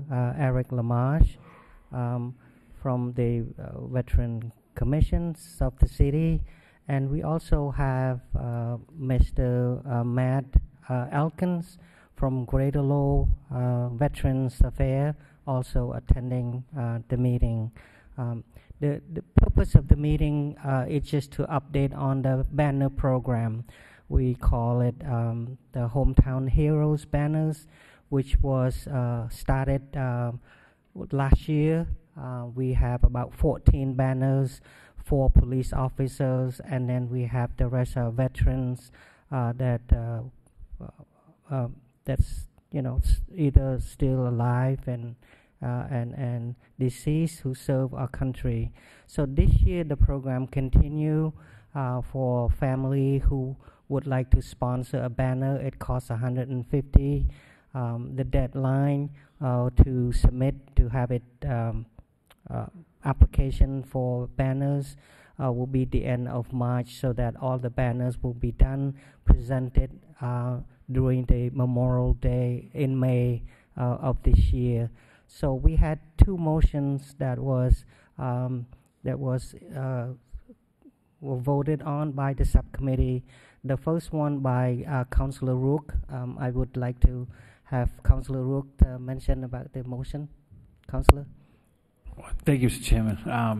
So we just we had a couple of speakers. One of the speakers spoke about some of the difficulty that veterans returning home do deal with.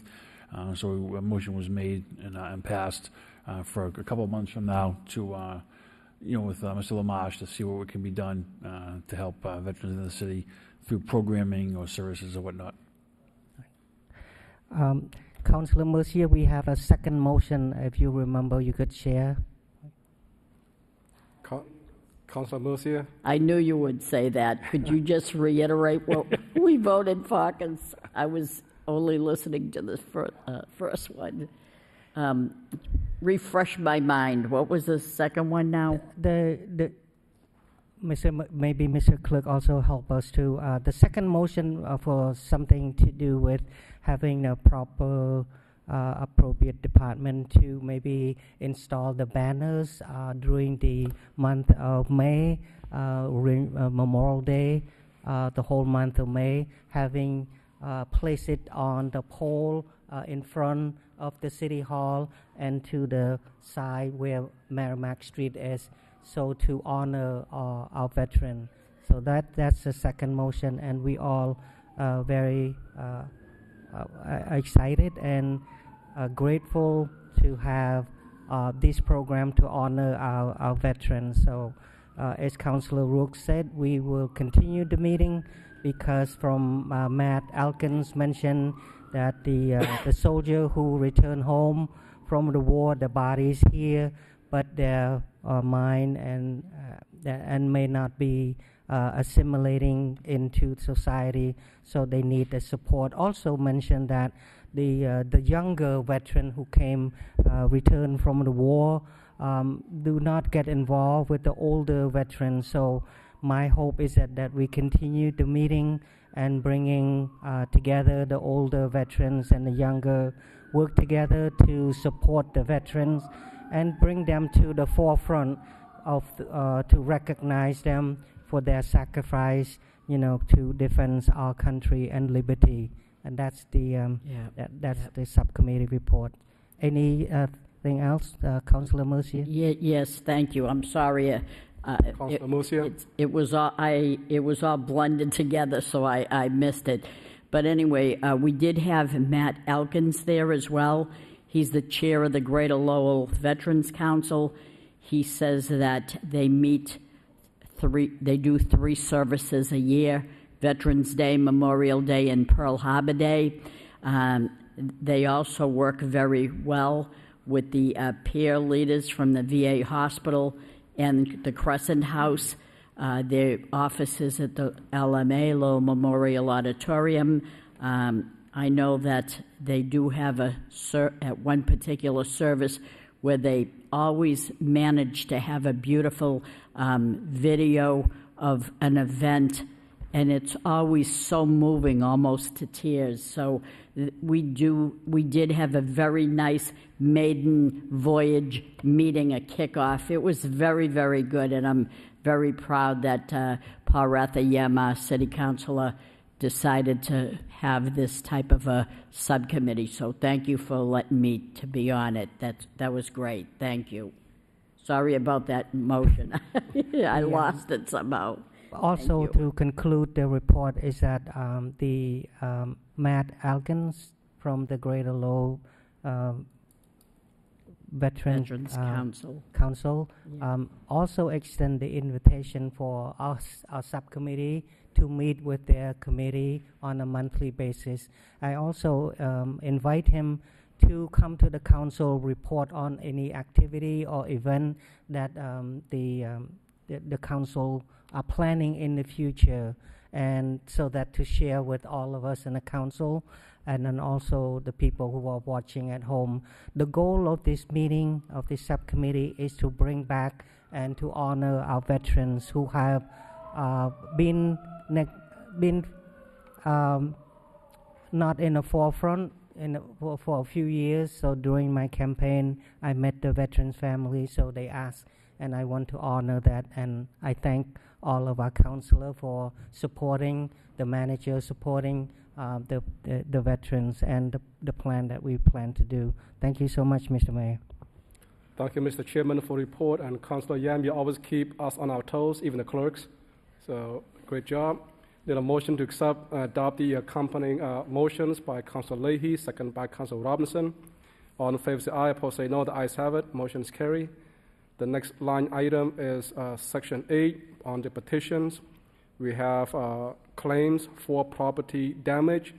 Any comments or questions by any of the council? Hearing none, need a motion to refer to Law Department for report and recommendation by Councilor Drinkwater, second by Councilor Gishia. Motion is adopted. We now enter the council motions section. Mr. Mayor, can we take 9-10 with 9-1, just combine them?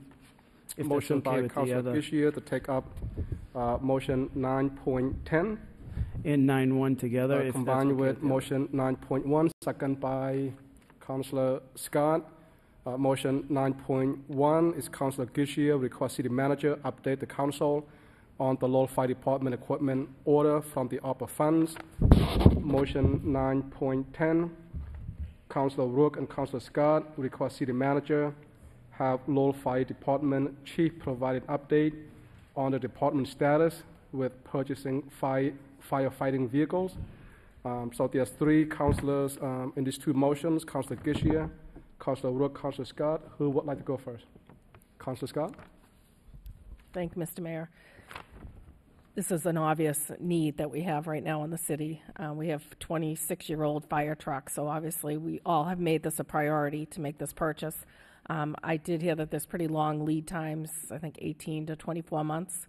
So we really just wanted an update to see how quickly we can move to make this purchase and what work's happening right now by the fire chief. Thank you. Councilor Gishia? Thank you, Mayor Chow. Through you to the manager. Mr. Manager, do you know if they've been ordered yet? Mr. Manager? Thank you very much, Mr. Mayor, through you to the council.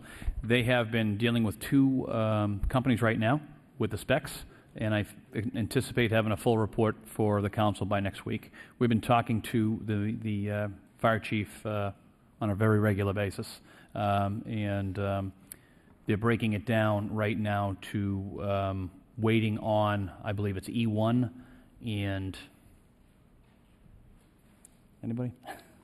It's E1 and there's a second vendor that they're talking to. It's not Pierce. That's who it is. E1 and Pierce. So what they need to do, and what the chief has already done, is put out the engines and put out the ladders, and he's waiting for their responses to get them back. But he anticipates having a response by next week. Can we add those 3 extra ones from 2010? Thank you. Okay, Councilor Rook? Yeah, thank you. Talking to Councilor Scott, I had a conversation with the Assistant Fire Chief, Dave Keenan. It's amazing the process that this has to go through to get this done. Myself, Councilor Gitchia, we have thought that they were ordered and ready to go, but it really is it's a wild process that the fire department has to go through. So maybe in the report, if you want to just the timeline and how things work, would probably be helpful too. Thank you. Any other comments or questions? Hearing none, all in favor say aye, opposed say no. The ayes have it. Motion's carried. We now go to the next motion, 9.2. A motion by Councilor Gishia requests City Manager provide the City Council with a report on how many fines issued and cars towed during the parking ban for the January 23rd snow event. Second by Councilor Murcia. Councilor Gishia. Thank you, Mayor Chow. The reason for this is we get multitude of calls on this. You know, our person next door is not moving their car. They got plenty of driveway. You know, what are we actually doing, I guess, is a public report here. On Holden Street, full driveways, cars parked in the road, and it helps our plow drivers. So just to try to get a report back so all of us understand what areas actually were ticketed, you know, and did we tow anybody? If we didn't, then that's just what it is. But I think if we're making people park in garages, we should also enforce why we're making them do that. That's all. Thank you. Councilor Rourke. Thank you. Just out of curiosity, so who makes the decision to tow? Is it the police department? Mr. Manager. Mr. Mayor, through you to the council, yes, it is the police department. I mean, so I guess that even when it's a parking ban, you'd hope that the goal is that, you know, the snow's not as bad and you won't have to get to that. But I'm going to guess that most of the tows are from main roads throughout the city that plow drivers would want to get to be clear. I mean, other than that, maybe, you know, one ways where a plow can't get down the street. But I would think that, you know, your main streets would probably be the most where they're. That, Mr. Mayor, through you to the council, that'd be correct. The PD, the police department has wide latitude if someone's parking on a corner or a main drag and they're just trying to clean the area up. There's not a situation at this time where we're towing everybody through the city, given the fact that the storm was coming in 2 to 6 inches, and I think it was more of an ice event than anything. It was a lot, but it was still a major ice event. So I guess the bottom line is, you know, it's a public safety decision to be made, right? Yes, Mr. Mayor, through you to the council. Yeah, Lowell Police still make that. They evaluate the situation and then they tow where needed. Okay. Thank you. Okay. Councilor Nguyen. Thank you, Mr. Mayor. I think in addition to report, maybe the chief can come down and answer some of those questions. I understand in the past, and I think it's going to be now practices that the main road, you enforce that all the time. The side road sometimes is, you know, a judgment call for officers, and I know that in the past that officers would have the light on and, you know, calling people to move their car a couple of times before they, you know, take step to remove the car or tow the car. So maybe in addition to report, as Councilor Kachia is asking, maybe have the chief come down and answer those questions as well. Thank you. Mr. Manager. Thank you very much, Mr. Mayor, and through to the council. Councilor, that is correct. That's my understanding. They try to get people to move cars if they're parked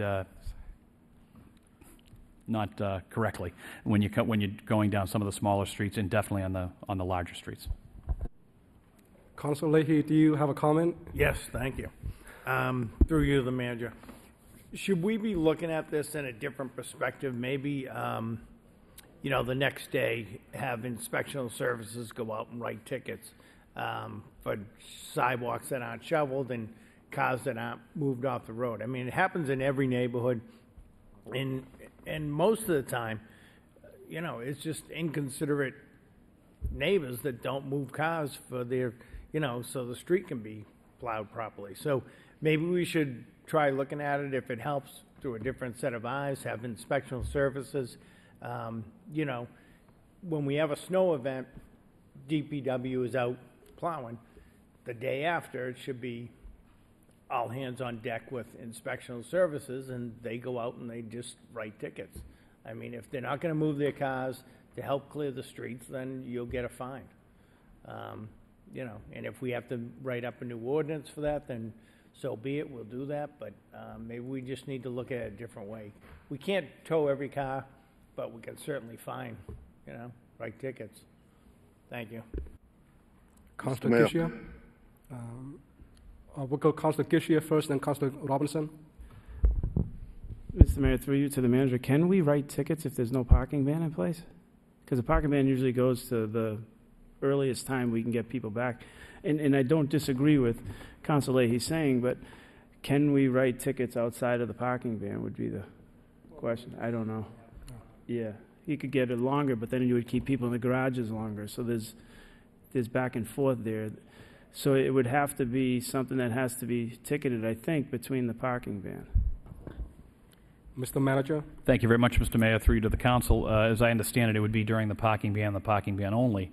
But once again, I think the Lowell Police, they try to help out as much as they can. They move more cars than they don't. And it's really, I think, what Councilor Leahy had brought up, people who are being completely inconsiderate when you're parking on corners. And some of our vehicles are big enough where you can't make those corners. So it's been brought to my attention just by even the folks that are out there working. They do everything they can to get the folks to move those vehicles before they actually tow them.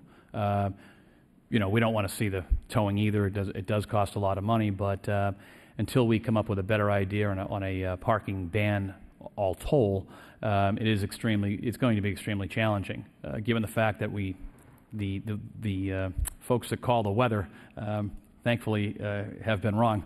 But we've had a lot of ice situations. But in the recent storm, we moved a lot more cars than we towed, and that's I think it's due to the professionalism of our police department trying to, get people moving as opposed to towing them.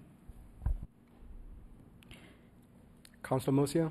Thank you. Through you to the city manager. And in my opinion, it's just a thought, but I had heard, and I think it's a pretty good idea, if we could open more garages to get people off the street, maybe that might help.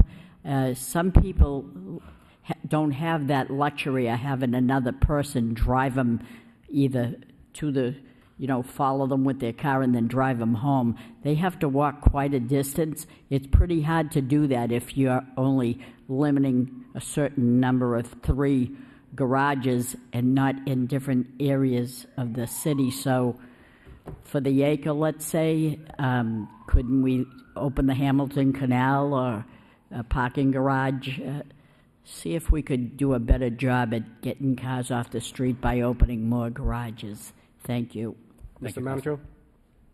Through you, Mr. Mayor. Thank you very much, Councilor. We'll look to Mr. Ryan for that and, opening up different garages around to ensure people can get off the street.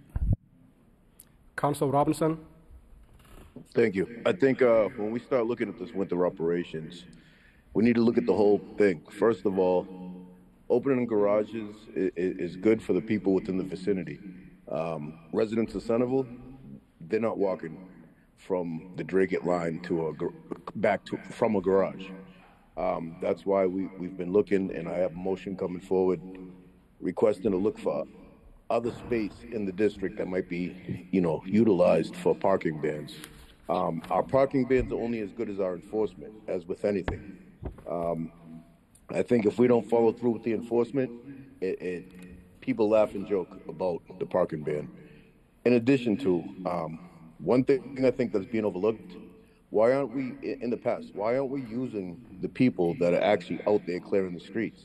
And if they're unable to clear the streets, there should be a process in place that they can notify someone that has the authority to make the call and get the cars removed. I mean, it's for years we've been chasing our tail on this, and it just doesn't make sense. First responders are your DPW plow operators.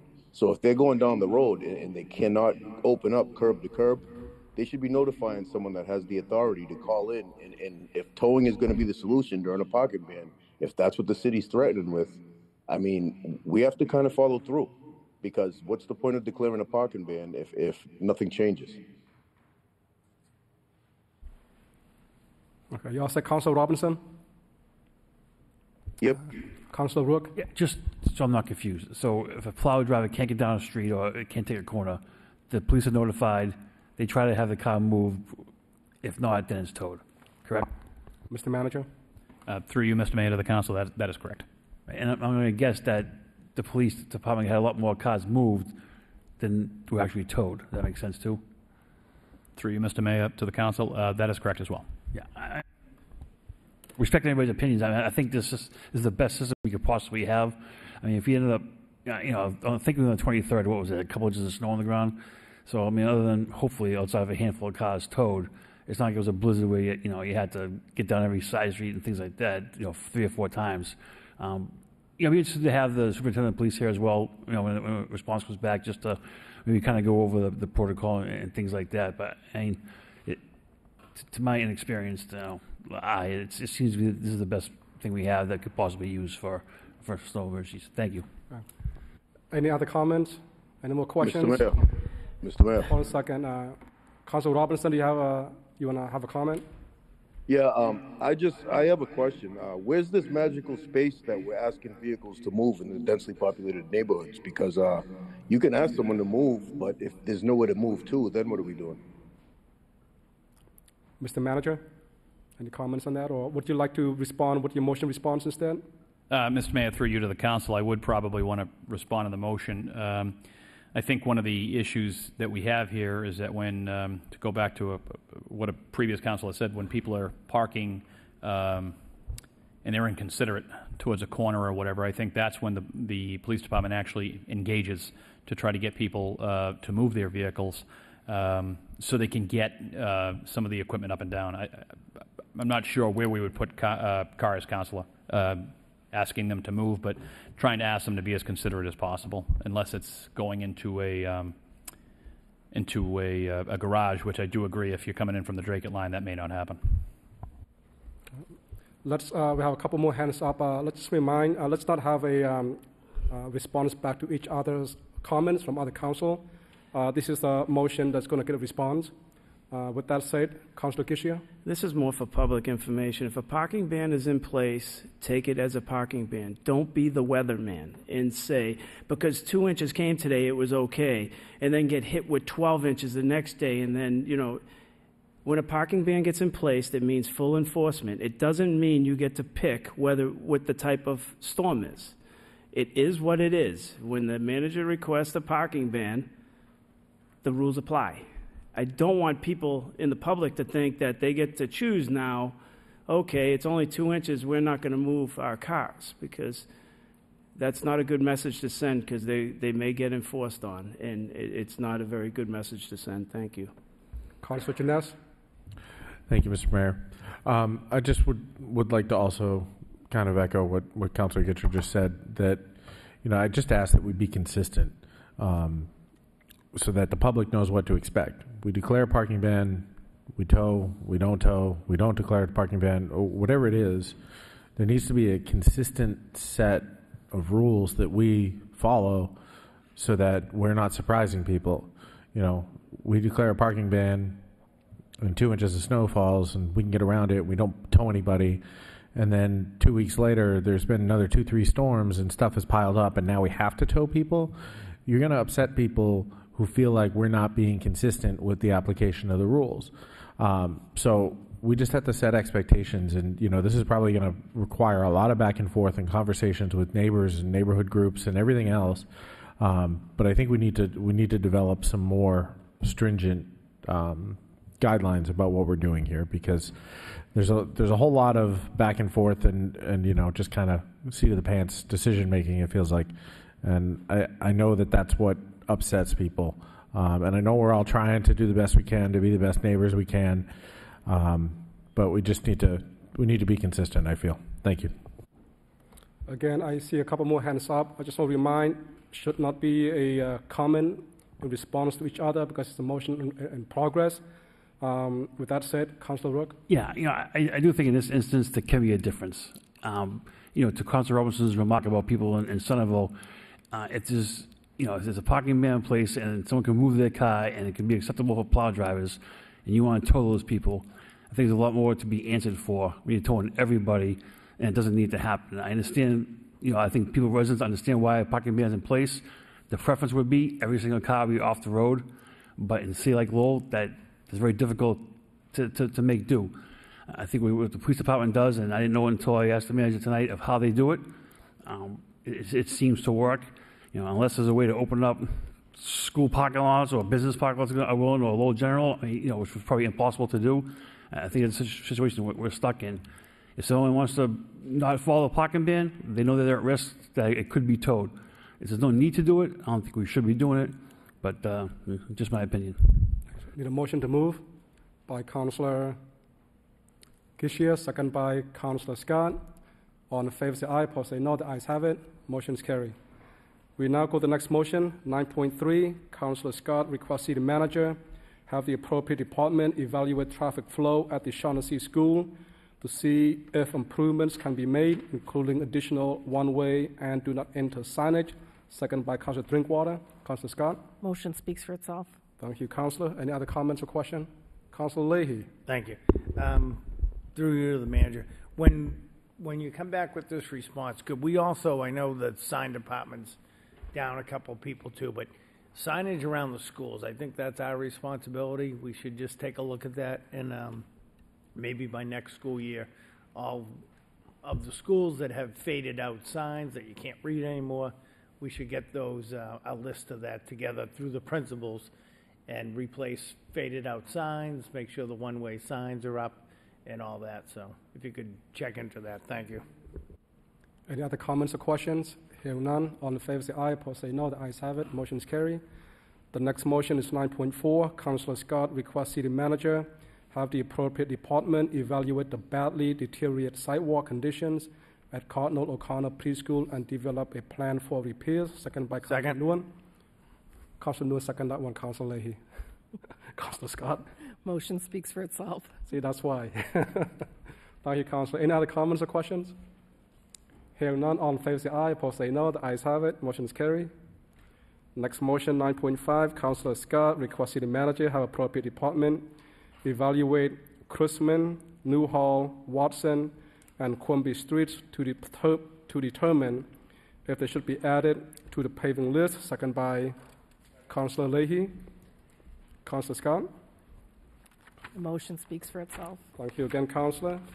Any other comments? Hearing none, all in favor say aye. Opposed say no. The ayes have it. Motion is carried.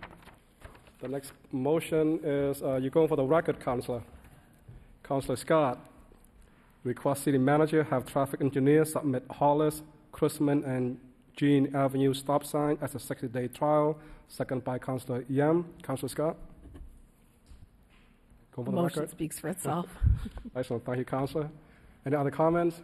Hearing none, all in favor say aye. Opposed say no. The ayes have it. Motion is carried. Motion 9.7, another motion by Councillor Scott. Request City Manager work to review plan designs for Lowell High School with Perkins Eastman to make sure all amenities are built to scale for the student, staff, population size. Second by Councillor Mercier. Councillor Scott. Sorry, Mr. Mayor. Doesn't speak for itself. I just made the motion. We've had some discussion about the bathrooms that residents have reported that were undersized. We've also had discussions around stairwells in the past that they said weren't part of the design. I know that the MSBA standards, they use the calculation and it maxes out at like 2,000 students. We have 3167 at Lowell High.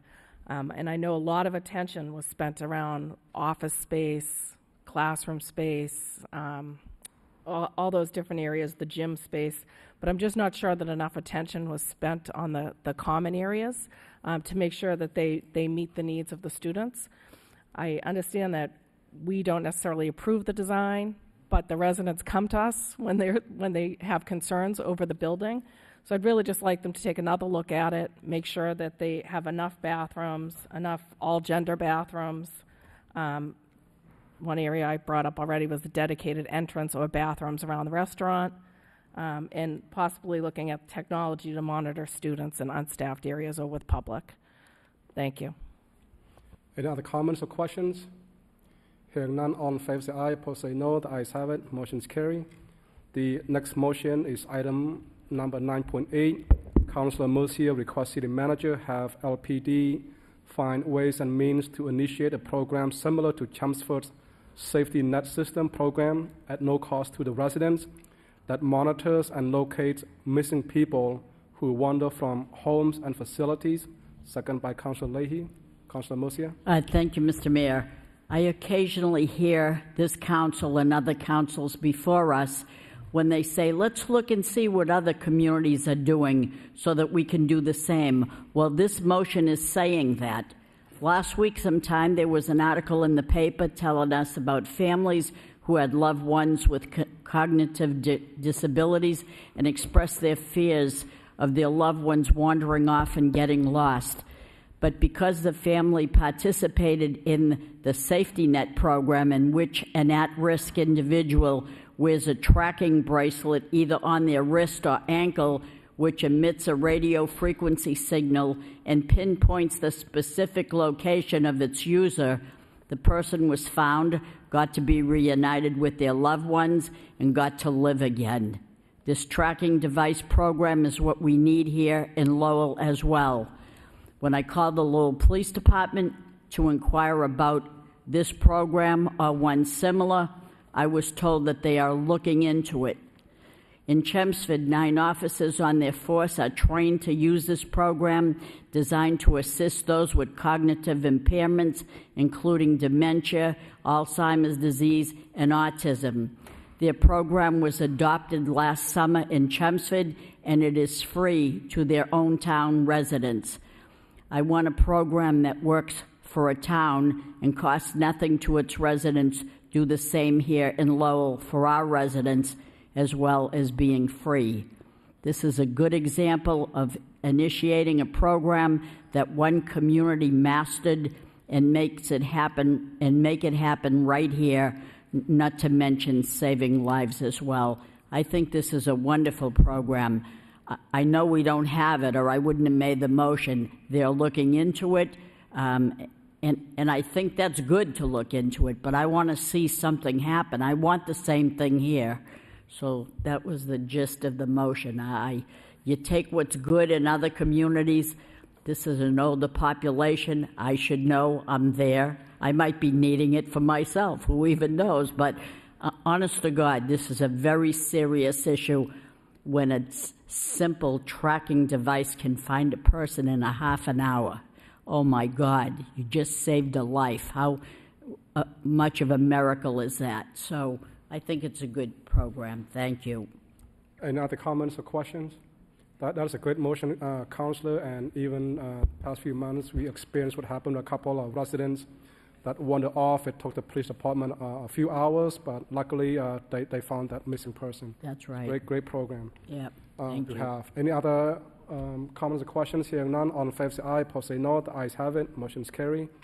The last motion of the night is 9.9. Councillor Rourke request city manager have the appropriate department investigate the creation of an elevator, hood, and vent installation program to support renovations of downtown buildings. Second by Councillor Jeunesse. Councillor Rourke. Thank you, Mr. Mayor. I was just informed by my colleague that the elevator section may have come up previously in a prior meeting, and if it did, I apologize. But in talking to our DPD director and with the downtown, it seems that most of the vacancies are on second and third floors going up. I did notice when the economic development director was speaking a few meetings ago, she had mentioned some possibilities of maybe some funds that could be available. I know there are HUD and even Department of Housing that, not even wouldn't have to be for residential, but for commercial places as well.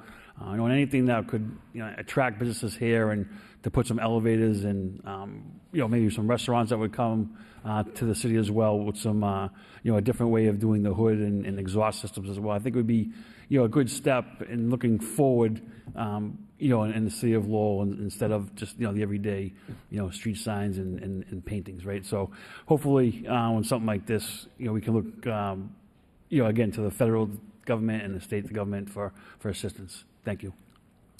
Any other comments? Councilor Nguyen. Thank you, Mr. Mayor.